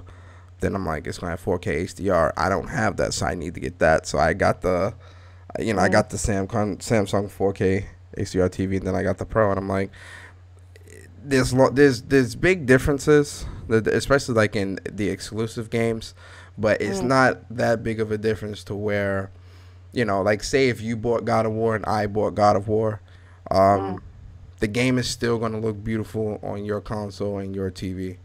Just like it'll look beautiful. It'll obviously look better because it's going to be in 4K. It's got the HDR and, the bells and whistles, which is, always great. But your experience will still be just as good because the game will still look beautiful for what your TV and console can handle, which is what you're used to anyway. So you really won't be like, oh, well, I want that because that looks, no, you're happy with what you have. Right. In terms of like mid-gen refreshes, and Demi remembers, I don't know if you kind of was following gaming maybe like 2-3 years ago, like following like articles and all that, but one of the biggest issues that came out, especially with the PlayStation 4 Pro, before the PlayStation 4 Pro was called the Neo, and when they were talking about specs and talking about what the mid-gen refresh was, a lot of people were crying about the fact that there was going to be community fragmentation, which wasn't the case. And, you know, PlayStation, obviously, and Sony, and a lot of people explained that. A lot of people still didn't believe it. And when it came out, it turned out not to be true. Like, you know, games were still, like, you know, COD is still 60 frames on regular consoles and on the pros. So, you know, there is no community fragments with that. But in terms of the mid-gen refreshes, I feel like next gen, I feel like looking into next gen in terms of like a mid-gen refresh, I don't know if I would want to. I'm kind of with Demi. Like, I don't know if I would want to see that or not. Like, I feel like the console you put out should be, and you know, if you got to put it out at 500 because it's gotten more, that makes it worth that, but also gives it a longer shelf life, or gives it, you know, the ability for developers to kind of be able to unlock more and do more and all these different things. I'm all for that if it prevents that refresh from happening. You know, I feel like, you know, put everything that you want into there now. You know, if you got to sell it at somewhat of a loss, which most console makers do anyway, go ahead and do that. But I feel like the PlayStation 5 should just be PlayStation 5 and not PS5 Pro. But then again, knowing Sony and knowing these companies, we may see a PS5 Pro. But that's the thing. It's to generate more like revenue. It's not even about the gamer at that point. It's just you got people who are going to buy the standard console, and then you got people who are going to buy the Pro. It's just to expand the options and to sell more units, basically. Well, the biggest issue with the PS4 and the Xbox, which a lot of developers were talking about, was the fact that they were hitting the limit with the PS4 and Xbox. So Microsoft and Sony's answer to that was to, you know, they especially Sony was saying that they were trying to, the purpose of the Pro was for that hardcore gamer that wants more out of their console, and they were also trying to pull in a lot of PC guys that were, you know, PC guys are really into graphics and, you know, frames and all these different things. So they were trying to pull in that crowd and trying to, you know, for gamer, like, that's the thing. Like, there's different, because you can be a hardcore gamer and not give a damn about graphics. You see what I'm saying? Mm-hmm. Like, it's more like you could be like, in terms of like, when they say hardcore gamer, in terms of what? Because there's people who just grind.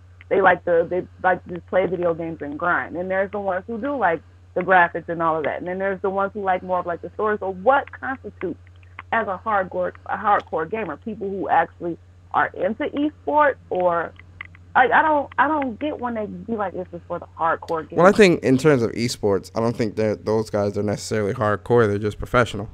Right. But in terms of what Sony was trying to sell, I think it was more so them trying to sell a heightened experience to the games that we play now and in the future. I feel like that was the PS4 Pro's, you know, their push. A big difference. Maybe it's because I wear glasses, you know. Who knows? my glasses from, I don't know. Like, I don't really be seeing, because my parents have a 4K TV, right? The only thing I can say is, like, it looks super, like, real time. Like, the way the people move, like, it's just weird. Like, I kind of don't like it, because it's like, my daughter was watching a cartoon on it, and it's like the cartoons are like, it's almost like 3D. Like, the way they move is just, like, super quick. I don't know how to explain it. It just looks really, really weird to me. No. So I'm into technology, but I don't have to have the latest technology. I've never been that type of person. Yeah. I get that. You know, there's nothing wrong with it. But we'll see. We'll see what the future holds. But yeah, let's move on. So real quick, I just want y'all thoughts on this. This is kind of not. This isn't gaming related. This is more so like a movie topic type of thing, just to kind of get y'all thoughts on this. Sonic. We know Sonic the movie is coming out, and they revealed the poster for it, but they revealed like just his legs, and he was on the Golden State Bridge or whatever the case may be. But then this leaked pic came out, and it shows his face and shows like his body or whatever. Starting with you, Leash. Did you see the pic? Did you see the pic that shows his face and everything? Did you see that? I've seen a pic of his little hairy legs. I think I've seen a pic of him. Him and it was like a dude, or is that like a made up picture or something? Him with the dude like when they laying on the cop car? Yeah. Yeah, that supposedly, quote unquote, we're not saying this is fact. Supposedly that is supposed to be how he looks. Give me your thoughts. How you feel about that? When I saw the legs, I was creeped out. But oh, what is that? My man been hitting that CrossFit gym a little too heavy. He missed leg day a couple of times. Yeah. But when I saw the picture of like him and dude laying on the cop car, I was like, oh, he look cute. I thought he was gonna look, a little creepy. Yeah, a little creepy. I did. But when I thought I was like, okay, it's not that bad. Yeah. What about you, Demi? How you feeling about this? I'll rock with it, bro. I'm with it. I actually like it. There's something about it that makes me just like genuinely enjoy the look. Now, I'm not gonna lie to you, the poster looks a bit weird because he doesn't have the signature gloves on. Well, we don't see his hands, so. No, you see his hands. He has little rat hands. I have a question. Oh no, they gotta put some. Oh no, they gotta put some gloves on my boy. They gotta put some. Go ahead. Is Jaleel White gonna voice him? Yeah, that's a good question. You pushing it. I don't know. You pushing it. No. Jaleel White ain't voiced Sonic since like early 90s, bro. That's what I'm saying, but still, it'd be kind of cool. I don't even think he can do the voice no more. I mean, we don't have to have him with he can have a deeper voice. Nah, Sonic with a deep voice don't rock here, man. I'm sorry, no. You better off having Knuckles and Shadow with a deep voice. Be Ryan Reynolds, so.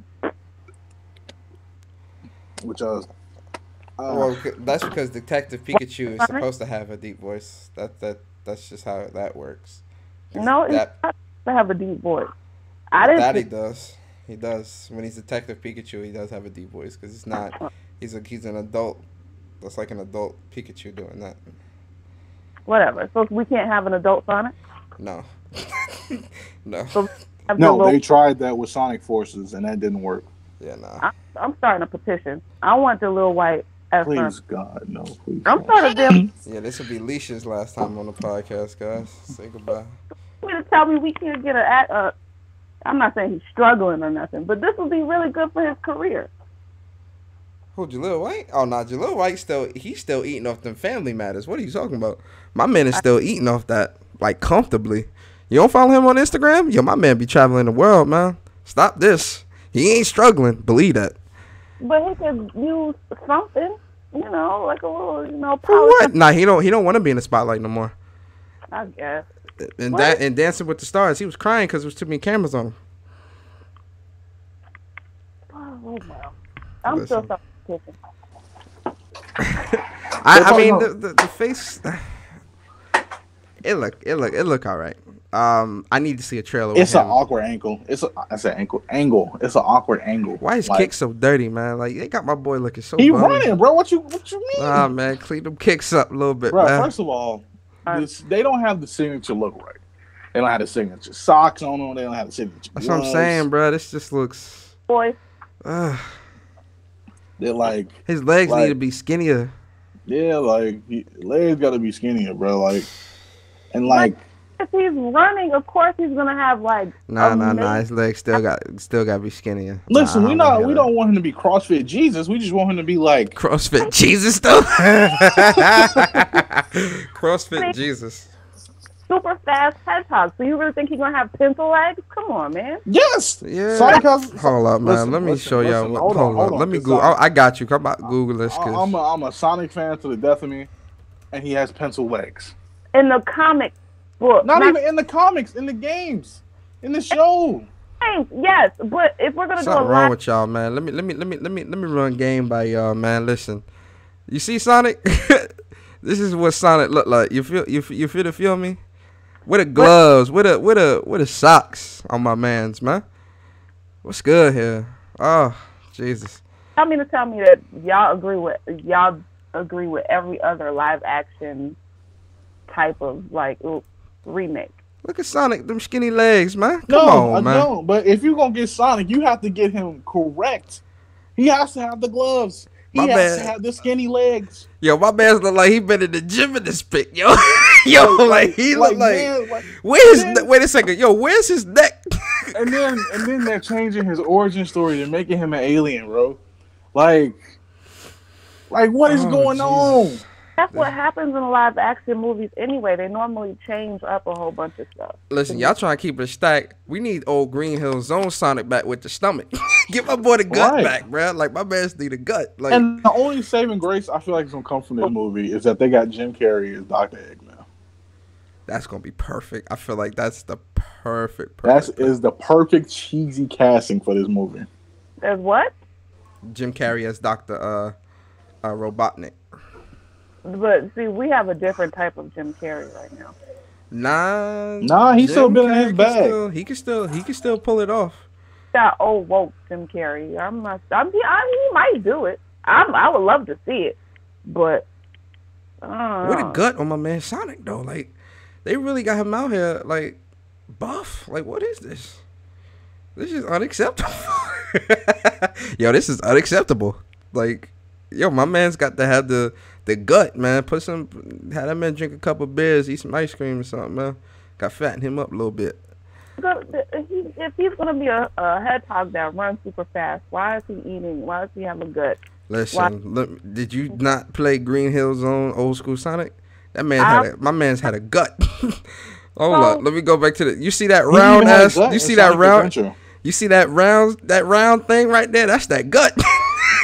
Go look at the stream. That's a gut on my man Sonic. You feel me? Anybody who plays Sonic games know he had a gut. My man's had a stomach. He had a gut. Old school Sonic, gut. Sonic Heroes, gut. In the comic book, but who did they cast as Wolverine in the live action? I feel like Hugh Jackman was the perfect. Actually, I don't feel like anybody else will ever be as good a cast as Hugh Jackman for that role. Yeah, just like Ryan Reynolds is Deadpool. Yep.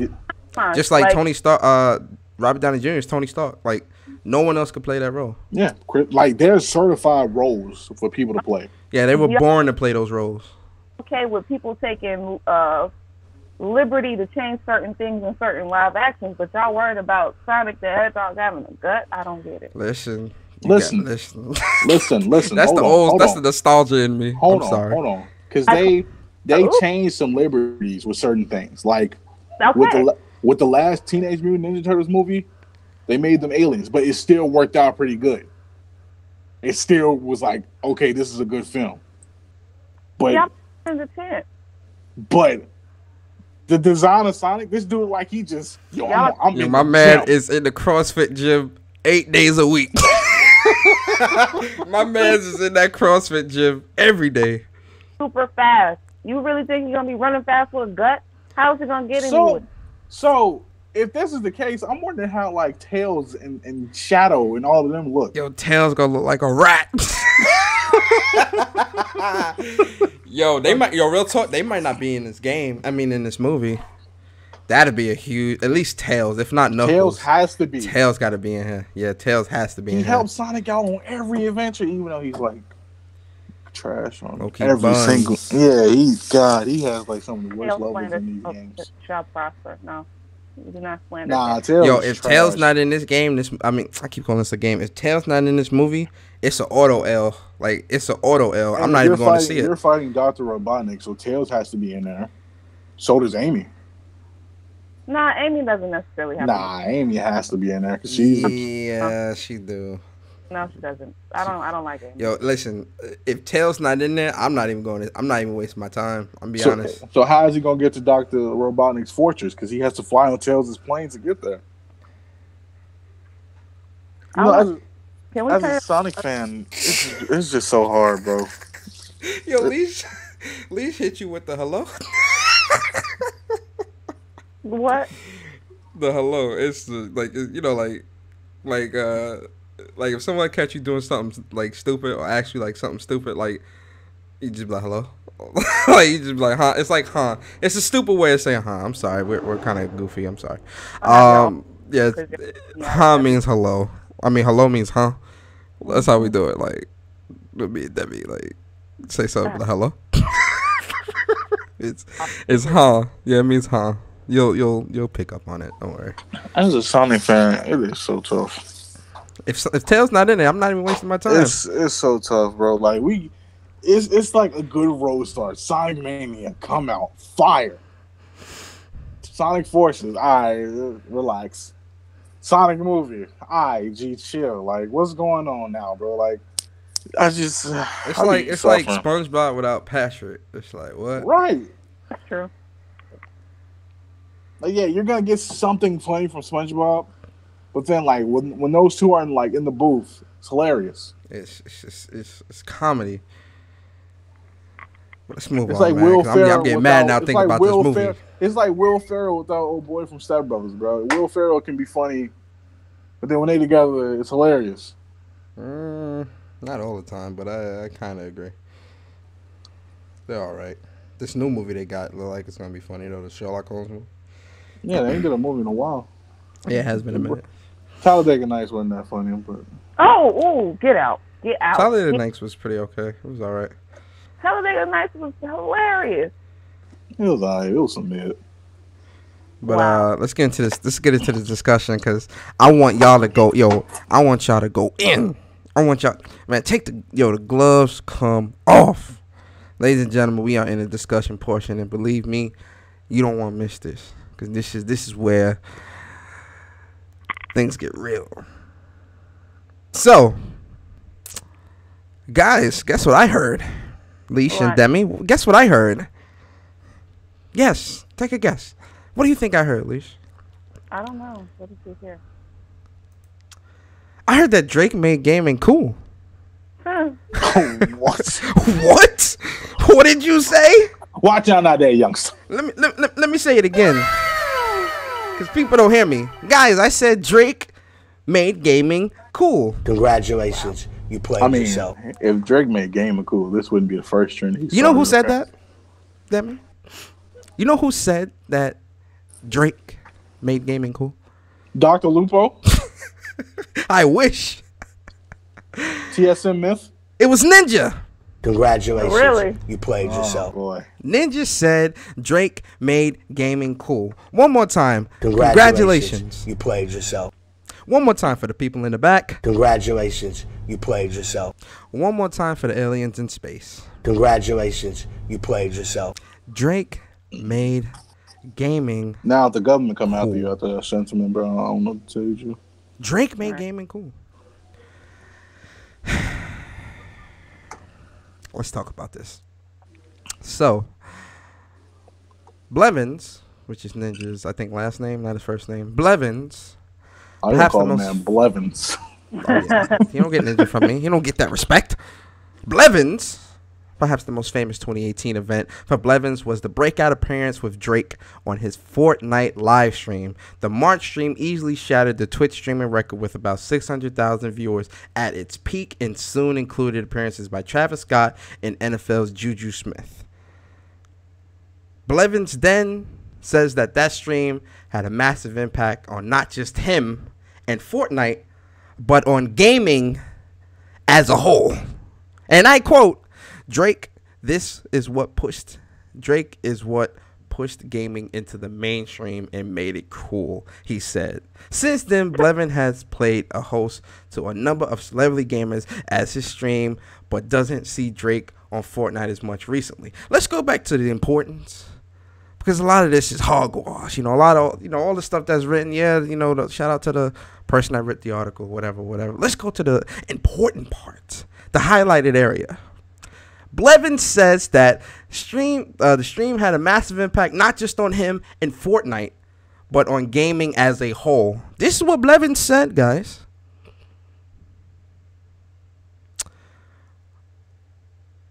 One more time. Congratulations. You played yourself. Congratulations, you played yourself, sir. Mr. Blevins. Drake made gaming cool? What? What? And obviously these are, you know, let's get something out the way, because, you know, when you speak on things like this, I noticed that a lot of people on Twitter tend to say, oh, well, it's just his opinion. If you don't care, you don't have to say nothing about it. You know what I have to say to you guys? Shut up. Damn. Shut up. Shut up. Because although it is his opinion and he is free to say and feel and think and say whatever he wants, we as a community, we as people, and not just the gaming community, people in general, people make entire talk shows on their opinion on other people's opinion, i.e. the news. This is no different. So Drake made gaming cool. Elise, let me ask you a question. Yes. How old were you when you started gaming? I was 5 years old. 5 years old. How old are you now? I'm 29. 29. So you were born in 1980. 89. 89. Yes. Right? So you started gaming in 1994. Mm-hmm. No, 4. Yeah, 94. Mm-hmm. Demi got reviews. Yep. How old were you when you started gaming? I say about 3. And you were born 1994. 5. 5. So that means you started gaming in 97. Mm-hmm. 98. 98, 90, yeah, something like that. And for me, I started gaming when I was about 3-4 years old. So I started gaming about 95. So I feel like we all are qualified to speak on our personal experiences when it comes to gaming. I'm going to start with you, Leash. Yeah. First off, do you agree with what Blevins said? I don't agree with a lot of stuff that Ninja says. Oh, Blevins, I'm sorry. Oh, yeah, we don't call him Ninja around here. He gets the Blevins treatment for today. I don't agree with a lot of stuff that Blevins says. But, now, it'd be different if he said Drake made him in Fortnite cool. That's fine. That's fine. Mm-hmm. You know, I skyrocketed that popularity. That's perfectly fine. But it's that end. It's the end piece that people aren't understanding. But gaming as a whole, that speaks to the entirety of gaming. Am I right, Leash, Demi? Am I wrong to assume that? Yeah, the entirety. You're right. Do you feel that Drake made gaming as a whole? Do you feel he made gaming as a whole cool? And if you don't agree, has gaming ever been cool? Like, what has, in your personal opinion, what has gaming been when it comes to your outside circle of friends or people that you've encountered that know that you're a gamer? What has been your experience? Please, you have the floor. I don't think Drake makes a lot of things cool. If anything, Drake is a butt of many of jokes. Nobody takes him seriously as a man. I'm just just saying what I see on the Twitter. As a rapper, he just has a whole bunch of fanboys. So there's that. He just came out. I feel like he just came out at the right time with the right crew. That's the only reason why he is in this position that he's in right now. So, it was all timing and knowing the right people at the right time. So him actually making gaming cool is a false statement because gaming has been cool for forever. Celebrities have been playing video games for forever. So he's not the first. He's not the last. He's not the first gamer to speak on it. He won't be the last. I don't know. Like even in my daily life, like I've always looked at gaming as being a cool thing. Maybe like the people in my life, like I just maybe he introduced Fortnite to a wider audience, maybe. But as far as, like you said, gaming itself has always been like a big impact on certain people. And the gaming industry has always been big. Now it's getting bigger and it's becoming more in the forefront, yeah. But like with esports and all of that, but to say that one person made gaming the thing that it is today is really false. And if it was one person that made gaming what it is today, it damn sure ain't Drake. Like I could name like a couple other people that made gaming what it is today, and it definitely wouldn't be Drake. I didn't even think he did stuff like that. I just thought he sat in the mirror and brushed his hair and cried for every ex that that he wrote a song about. Yo, so. You Wallace. Yo, you Wallace. I'm so serious. Like I right so, that's what when I think of what Drake does in his pastime, it's definitely not gaming. It's getting manicures, pedicures, relaxing by the pool. I mean, ain't nothing wrong with a mani pedi. Hold on. Like, I mean, I didn't say there was nothing wrong with getting a manicure, pedicure. I actually like when men get manicure, pedicure. Yeah, but I'm thinking of other things. Proper. Yeah, I'm thinking of other things that Drake does, and I don't think gaming. What else? What else does he? He shops on Rodeo Drive. But I don't think gaming. He sings to himself in the shower. He bakes pastries. Like stuff like that. But gaming, bakes pastries. Yeah, I think that Drake bakes some mean ass pastries, bruh. Like you can't tell me otherwise. Wow. Okay. But yeah, making gaming cool. That's not one of them. Definitely not one of them. Yeah. So that's all I gotta say. Like maybe because I don't think Blevins is really, I don't want to say well spoken, but maybe he just couldn't get the words out the way he wanted it to be out. Like he couldn't think of what to say, and so he made like a general statement. That's what I'm gonna blame it on. That like he just made like a general statement. Like he didn't really think about what he was saying when he said it. Yeah. So yeah, that's what I'm gonna say. Blevins just wasn't thinking. Demi, what's your point? What's your thoughts on Blevins and what he said? All right, listen. I'm trying to get that OVO cosign one day because I want some clothing. So I'm not gonna lie to you. I'm not gonna say like. I ain't gonna go the leash route. Right. Leash gotta win in. I'm like, I'm trying to game with Drake one day. I'm trying to game with Drake one day. Get me up there. You feel me? But no, well, you have to write about y'all harem together. I can't relate to that one. But now let me keep it a buck because I was listening to what y'all was saying, and before Drake even played with Ninja, before that even happened, Fortnite was already booming. That just solidified it getting even more popular and bringing in more traction. Let's get that out the way, firstly. Secondly, even then, this wasn't the game that was in mainstream. If we want to talk about a game that was in mainstream, it's Call of Duty. When Call of Duty got hot, that was in the mainstream.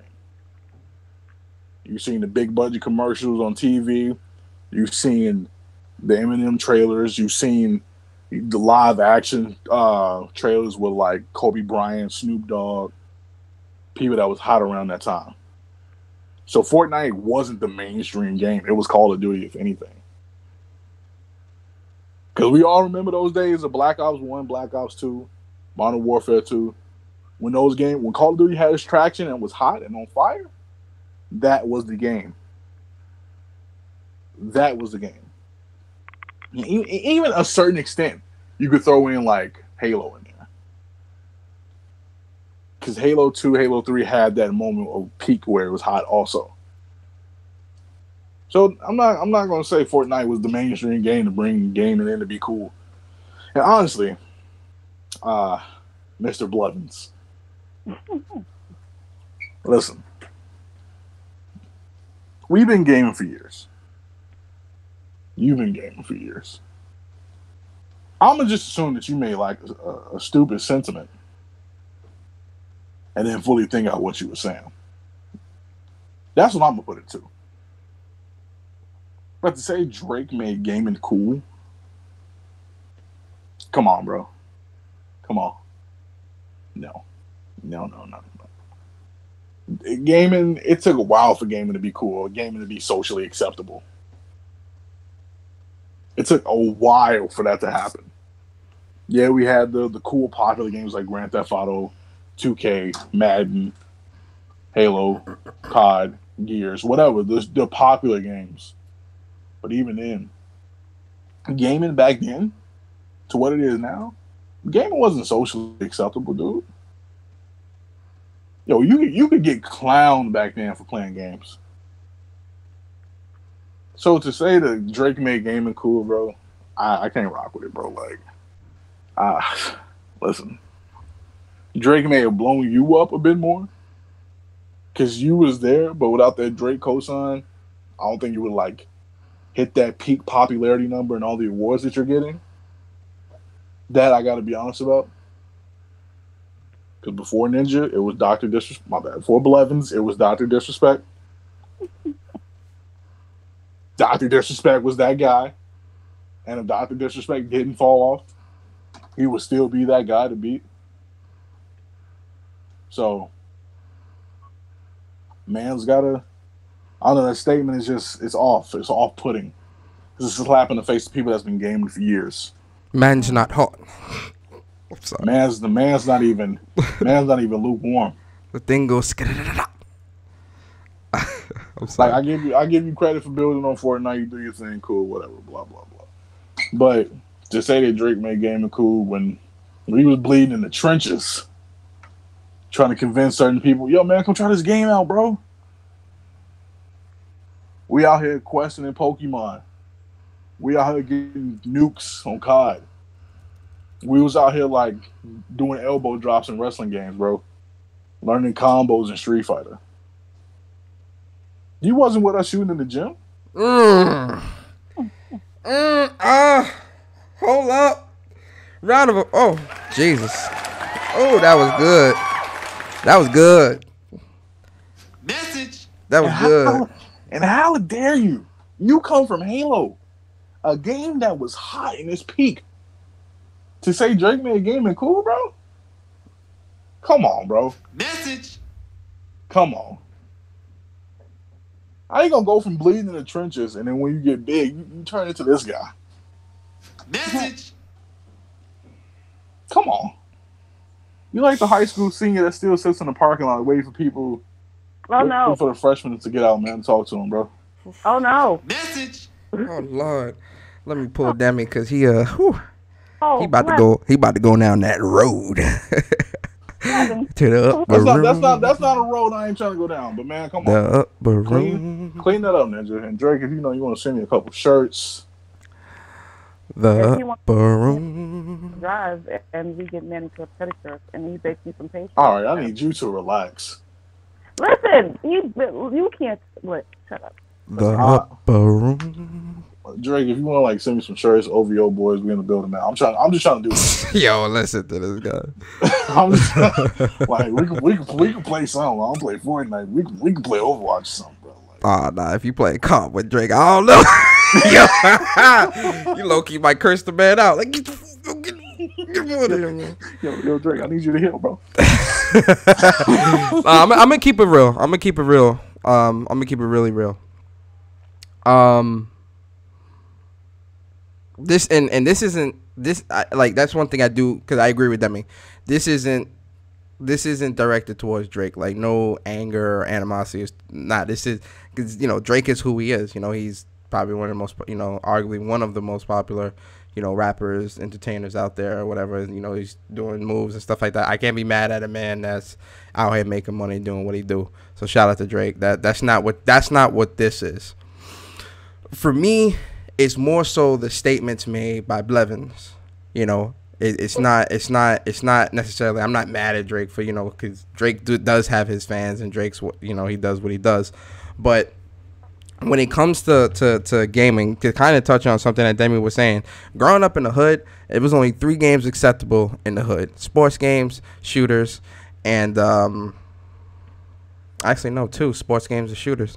No, and fighters. Well, I consider Grand Theft Auto a shooter. Fighters, sports games, and shooters. That was the only thing acceptable in the hood. If you were playing JRPGs, RPGs, and real-time strategy games and all this, Pokemon and all this other stuff, you was a weirdo. Platformers a little bit, like Mario and things like that, a little bit. But growing up in the hood, there were certain games that you were looking at like, oh, you a loser. Fast forward to now.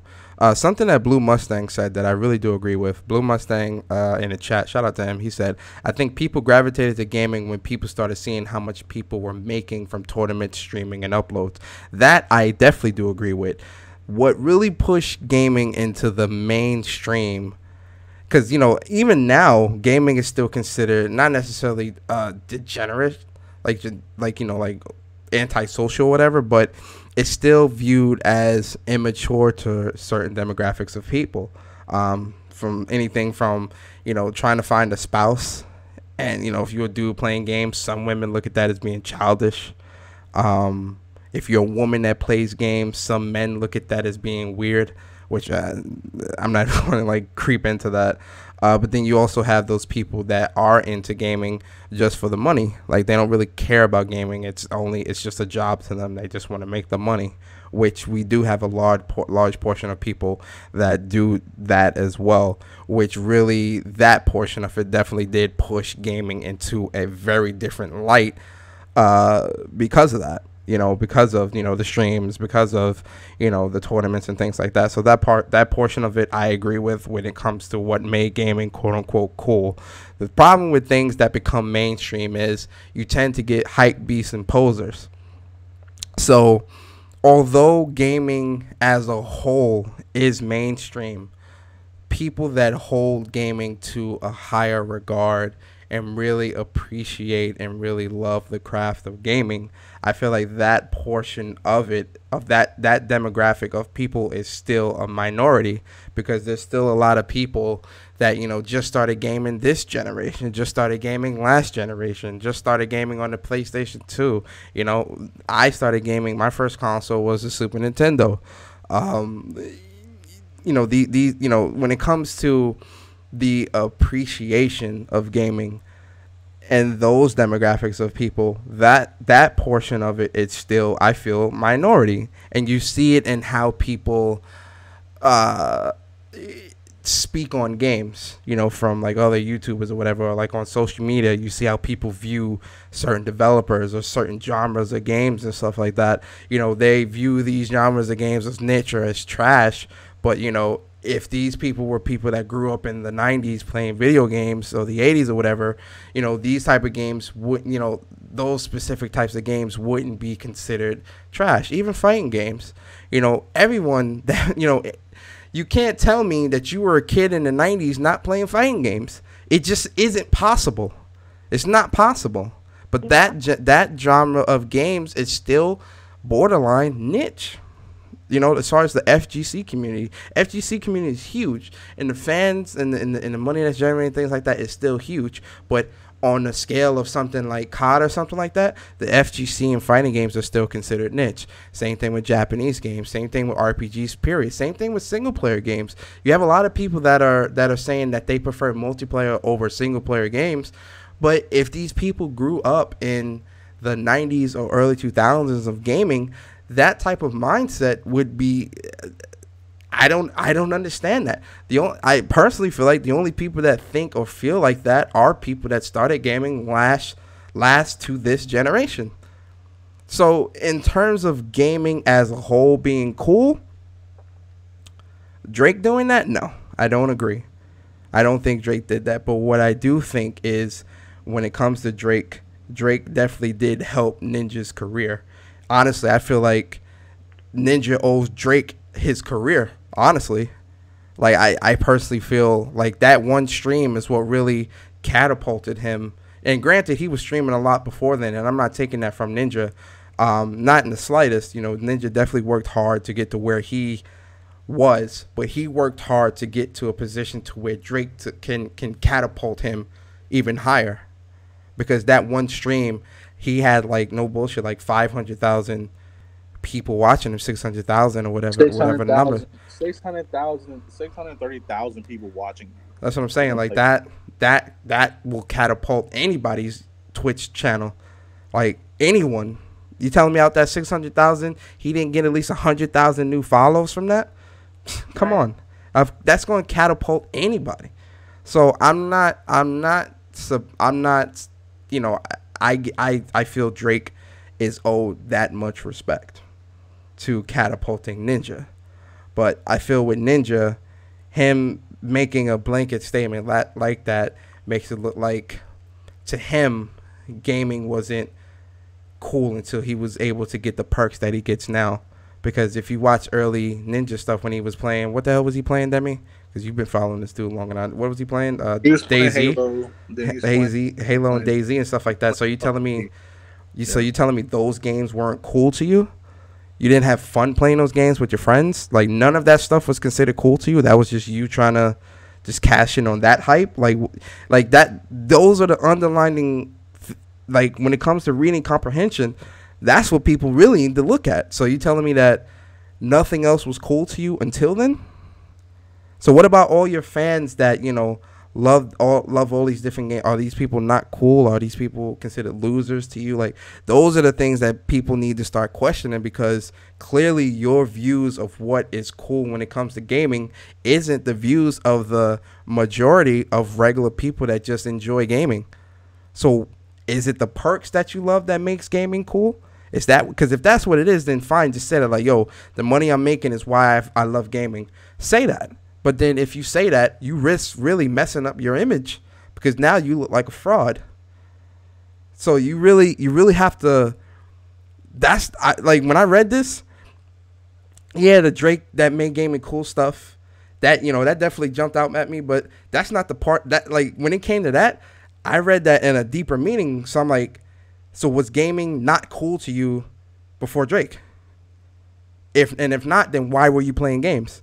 That's the question I want answered. So you're asking like you was just playing games to make a check at that point, and then Drake came and graced his page, and now it's cool to him now because he's reaping the benefits of that. That's the question I want answered, because I'm like, okay, what are your real thoughts on gaming? So I mean, am I making sense to you guys? Am I sounding? Does that make sense? Mm-hmm. So, you know, that's where my thought process kind of went. But in terms of gaming, it's still gaming, and the love and passion for gaming is still very niche and very minority within this gaming community. Because yeah, you can love a game, you can love, you know, playing a game, but the love for gaming. The love for gaming is very different. Because for me, you know, as much as, you know, me and Temmie and Leash, we crack jokes about, you know, the Xbox being this, PlayStation, all these jokes that, you know, people that we crack or whatever. At the end of the day, we all love gaming. And if we all got a game, if a game came out and it's only on a specific platform, whatever, we're all still going to play it. You know, we all love gaming. It's deeper than just, you know, the developer. It's deeper than just, you know, oh, you know, we streaming this game because we want to make money, or we doing this because, no, we love gaming because this is what we grew up on. This is us. And for a lot of gamers, that's their point of view as well. They just love gaming. They love playing games. That's what they love to do. This question gets asked a lot, and I always answer it the same way. I'll be 90 years old on my deathbed still playing the game. You feel me? Like, gaming will never leave my life. I'm not saying that gaming is my life, but gaming is a part of my life. And I think for everyone here, they can agree with that. Not saying, you know, gaming should come before getting some box or going out and socializing with friends, or no, that's or not, just taking a shower, or just taking a shower. That's not when, because like I feel like that phrase gets misconstrued when people say, oh, gaming is a part of my life. People think that all you do is play games and you don't have no life. First off, and this is kind of I'm going on a tangent, but I really want to point this out. When people say I have a life, right?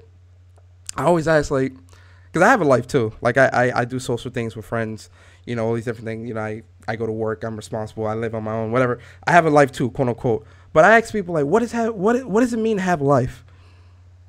Because if getting up 5 o'clock in the morning and go to work and sit behind a desk till 6, 7 o'clock at night and coming home and going to sleep and doing it over again is a life, that's not a life. That's responsibilities. And I think people get those things misconstrued. When you got people, oh, you don't got a life. You mean responsibilities? I have responsibilities. Because if you're getting up and you're going to work, that's not having a life. That's being responsible. That's expected of you. Having a life is doing what you enjoy. And if you enjoy playing video games, then you do what you enjoy. If you enjoy going out to the club, then you go out to the club. If you enjoy jumping into pool, I don't know, like whatever, it's what you enjoy. But having a life is different than having responsibilities. Demi has responsibilities. Leash has responsibilities. Leash got a whole kid. But she still plays video games. And she still goes out. And she still goes to work. And she still makes time for her video games. Why? Because video games is a part of her life. Demi got a whole job. Demi got a whole family he still makes time for gaming. I got a whole job. I got a whole responsibilities outside of work. Educational responsibility, all these different things. But gaming is still a part of my life because that's what I enjoy to do. So you have to ask yourself, do you have a life or do you have responsibilities? And going back to loving gaming, do you love gaming or do you love what gaming does for you? Which is it? Blevins. Oh, Lord. All right, I'm done. Anybody else got anything to add before we wrap up? Demi, anything you want to add before we wrap up? I'm good. If Drake still wants to send me, stuff, he can. Hey, listen, Drake, you trying to come through to a fire stream. Come through the MOG and Friends. Come through, man. Chop it up. Talk about some games. You feel me? Talk about some anime. That's a whole nother topic. I don't even want to touch that, man, because like that's a whole podcast in itself. That whole anime, I watch anime stuff. That's a whole nother podcast, man. I don't even want to get into that. Listen, Drake, if you just trying to come on the podcast, bro. Like, I was gonna say come through. Up. Yeah, come through. We ain't even got to talk about games, man. We talk about the weather.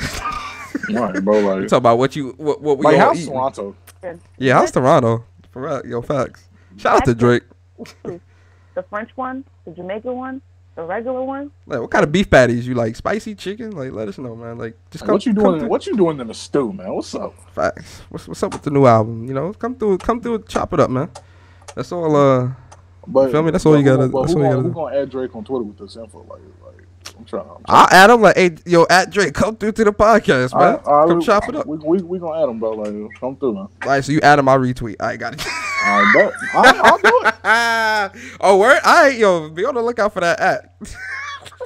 I'm gonna retweet it. Shit, you know what? Ninja, come through too. Come through to the hot seat, bruh. I want to talk to you too. Come through, Ninja. Come to the hot seat. Come to the hot seat. Let Manga friends, Persona, Leash, and Demi. Let's all talk. Let's have a conversation. I'm gonna talk to you, Ninja. We want to talk to you, Ninja. Come through. Somebody at Ninja and let him know Manga friends looking for him. Come through. Come sit down. But yo, guys, this is our podcast. We are at the end of our show, and let's get into these outros. Starting with you, Leash. It's me, Leash Peace, aka Leisha Please, aka the Queen of Kachow, aka the Lord of Kachow, aka I don't know what else to say. I'm trying to be like Jimmy, and have like a whole bunch, but we're just gonna keep it at one. So it's just me. Are you stealing his copyrighted outro? Dude, look at that, man. Can't have nothing. Lord. Doing this. I said I only have one. But I do like the Alicia Please one. That actually kind of hot. Alicia But Please. what? That do sound fire. So go ahead. When you start saying that in your streams, I expect my credit. You feel me? Alicia Please. I'm about to start saying that. Yo, every time I come to your stream, yo, Alicia Please. I got you. So hey guys, yeah, so I'm not streaming tonight because I'm actually going to a party. You have a life, huh? I have a life, right? I'm not making time for gaming right now. I'm unacceptable. And twerk, and hopefully Epic doesn't steal the dance I make up tonight. You know. Good job. Oh Lord, I knew it was coming. So no stream tonight. Of course, I'm gonna be streaming with y'all tomorrow for the MOG and Friends community night. Seems like Persona's back over the weather because he was under the weather. So. Yeah, I was out of it last week. I was worried. I was like, oh no. No. Mm-hmm. I thought I'd be worried about him sometimes. But and then I'll be back streaming Monday, Tuesday. Monday I'm gonna be playing with Lucas again, A Way Out if he's down. Lucas Rich 1026. Make sure you check him out as well. Tuesday we kicking it back off with another Tequila Tuesday turn up stream. I'll probably be playing Dead by Daylight. Since I'm missing Saturday, I will do a Wednesday stream and play maybe some more A Way Out with Lucas. I'm switching up my times. I think I'm gonna start a little bit earlier. 11:30 is cool and all, but I need to start implementing a cutoff time because sometimes I'll just be streaming until 6 o'clock in the morning, and just listen, that's starting to take a toll on my body. So I think I'm gonna probably start streaming around like 10:30 as opposed to 11:30, and end the streams around like 2 o'clock in the morning. If I go longer, it's because I'm actually enjoying the game. Job. But for the most part, I'm probably going to end around like 2. So hours, basically. Club Capiche in the building. And then, like I said, my stream days are Saturday through Tuesday with a Friday thrown in every once in a while if I feel like it. 10:30. I'm switching it up. So, yeah. Other than that, that's it. So I might be, filming some of my dances tonight. Y'all make sure you look out for the I'm gonna give it a name once I come up with it. But me and Demi get 10%. Shut up! Why are you getting 10%? I'm the one making it. Big facts. We a team, ain't we? Me and Demi get 10%. You feel me? I get a 10% from y'all and whatever y'all. But like, see, you do it too much. You're you doing it too much. Let me call up Chief. Demi, call up Chief. What? Let me get Kanye on the phone, man. Oh Lord, let's move on. But definitely check out Alicia Capiche. She streams all the time. Dope streamer. All her links are in the description. So definitely go follow her. Go show her some love, man. Go support her. Then we got my God's in the building. You feel me? We feeling ourselves. Oh. So my God too. Huh? I could be a my God. You're my goddess. You're my goddess. Yeah. My goddess, Miss Alicia Capiche. Just gave her outro. Shout out to the my goddess. I'm gonna be my God. Then we got the my gods in the building. Demi. I'm throwing lightning bolts as we speak. Lord. Smite ye. No, but I smite thee. Howdy, folks. What's going on? Demigod Reviews here. I put out a set list for the things that I have planned for the rest of this month. Darksiders, Ashen, Below, Mutant Year Zero, Demetrios, Soul Calibur, Super Smash. I'm going to do a think piece on my own about Ninja and really break that down myself. And I'm going to be talking about the Soulja Boy 3000. Oh, yeah, them copyrighted Nintendo games. That boy better stop. Nintendo might end his. Think piece makes a return. We're going to be doing it this week. Probably drop it Sunday, kick off the video week, and really knock that out the park.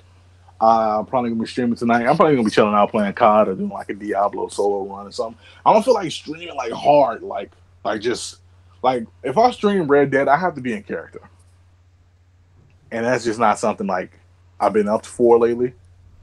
Like I don't want a lot of you guys. I'd be like, yo, I'm about to stream some Red Dead because it takes a toll for me at least to play an evil character. Oh, because you're so nice and so sweet, Demi. plus I'm role playing and being a dick. So it actually takes like a toll like for a while. So you gotta like let me recuperate. But we probably gonna be streaming, man. Tomorrow, listen, join the Discord.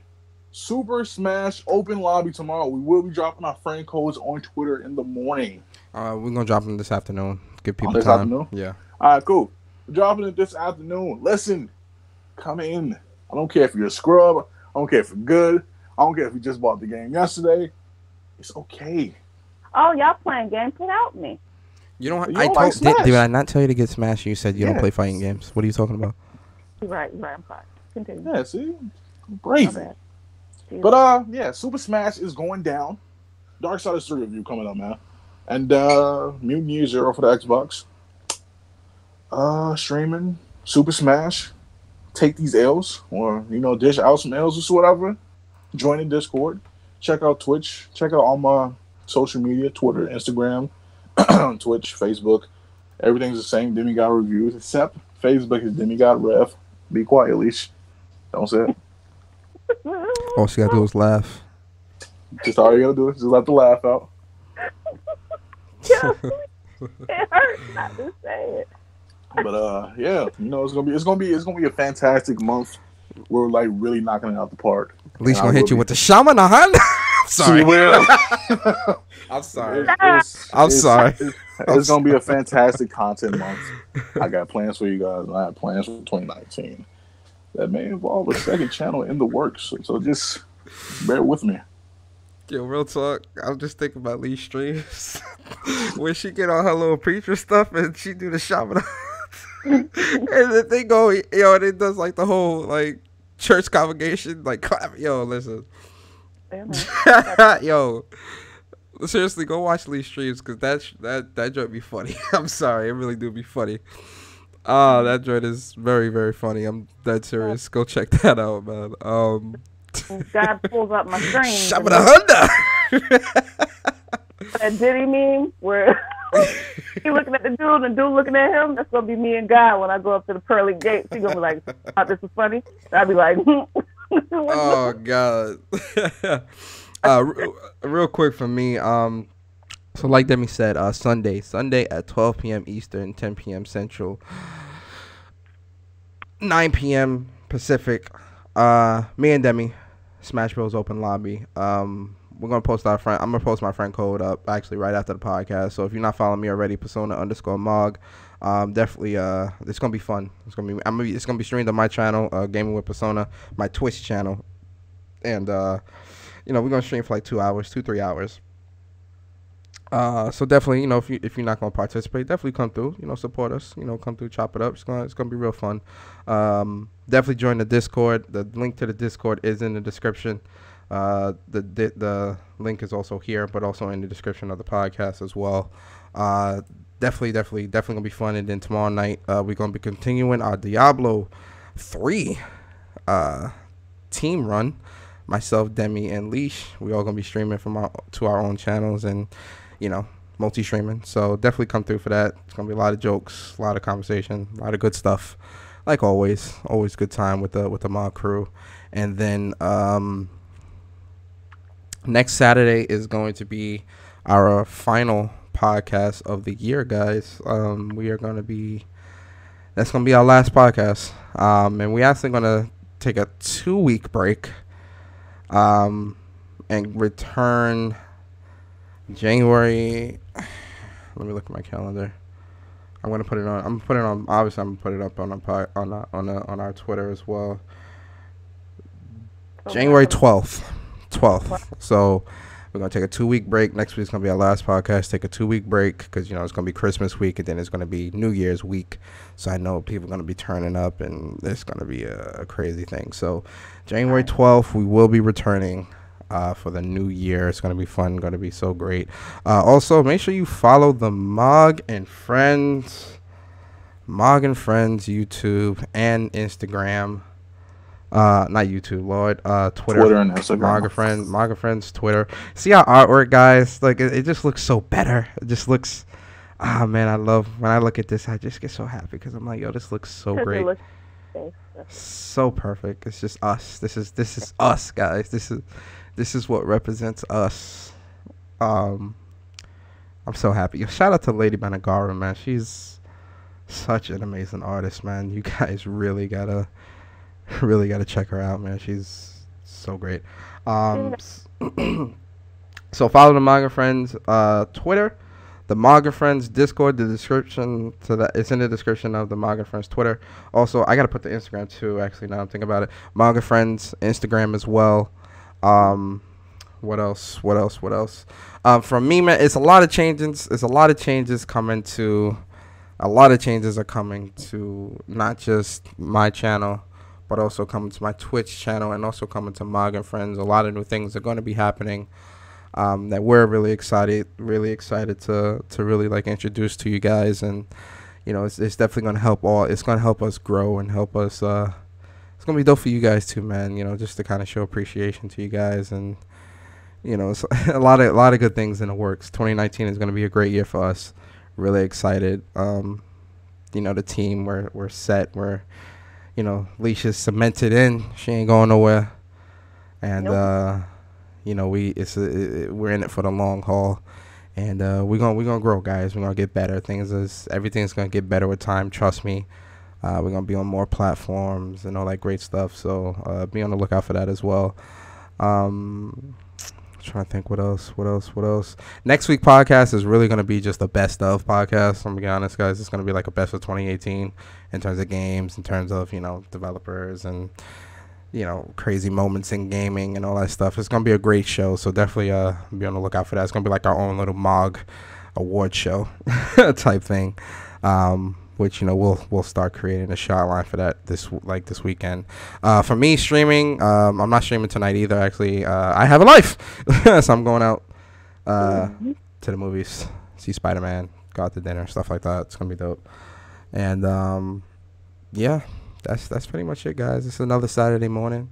You all started your mornings off right with Mog and Friends podcast, 11 a.m. every Saturday morning. Hope you guys have a wonderful and safe weekend. Definitely follow the panel. Definitely join our Discord. Definitely follow us on Twitter. And, yo, regardless of what anybody says, do what you enjoy. So if you love playing video games, go play video games. And that's it, guys. See you guys next Saturday. Be safe. Peace, peace, peace.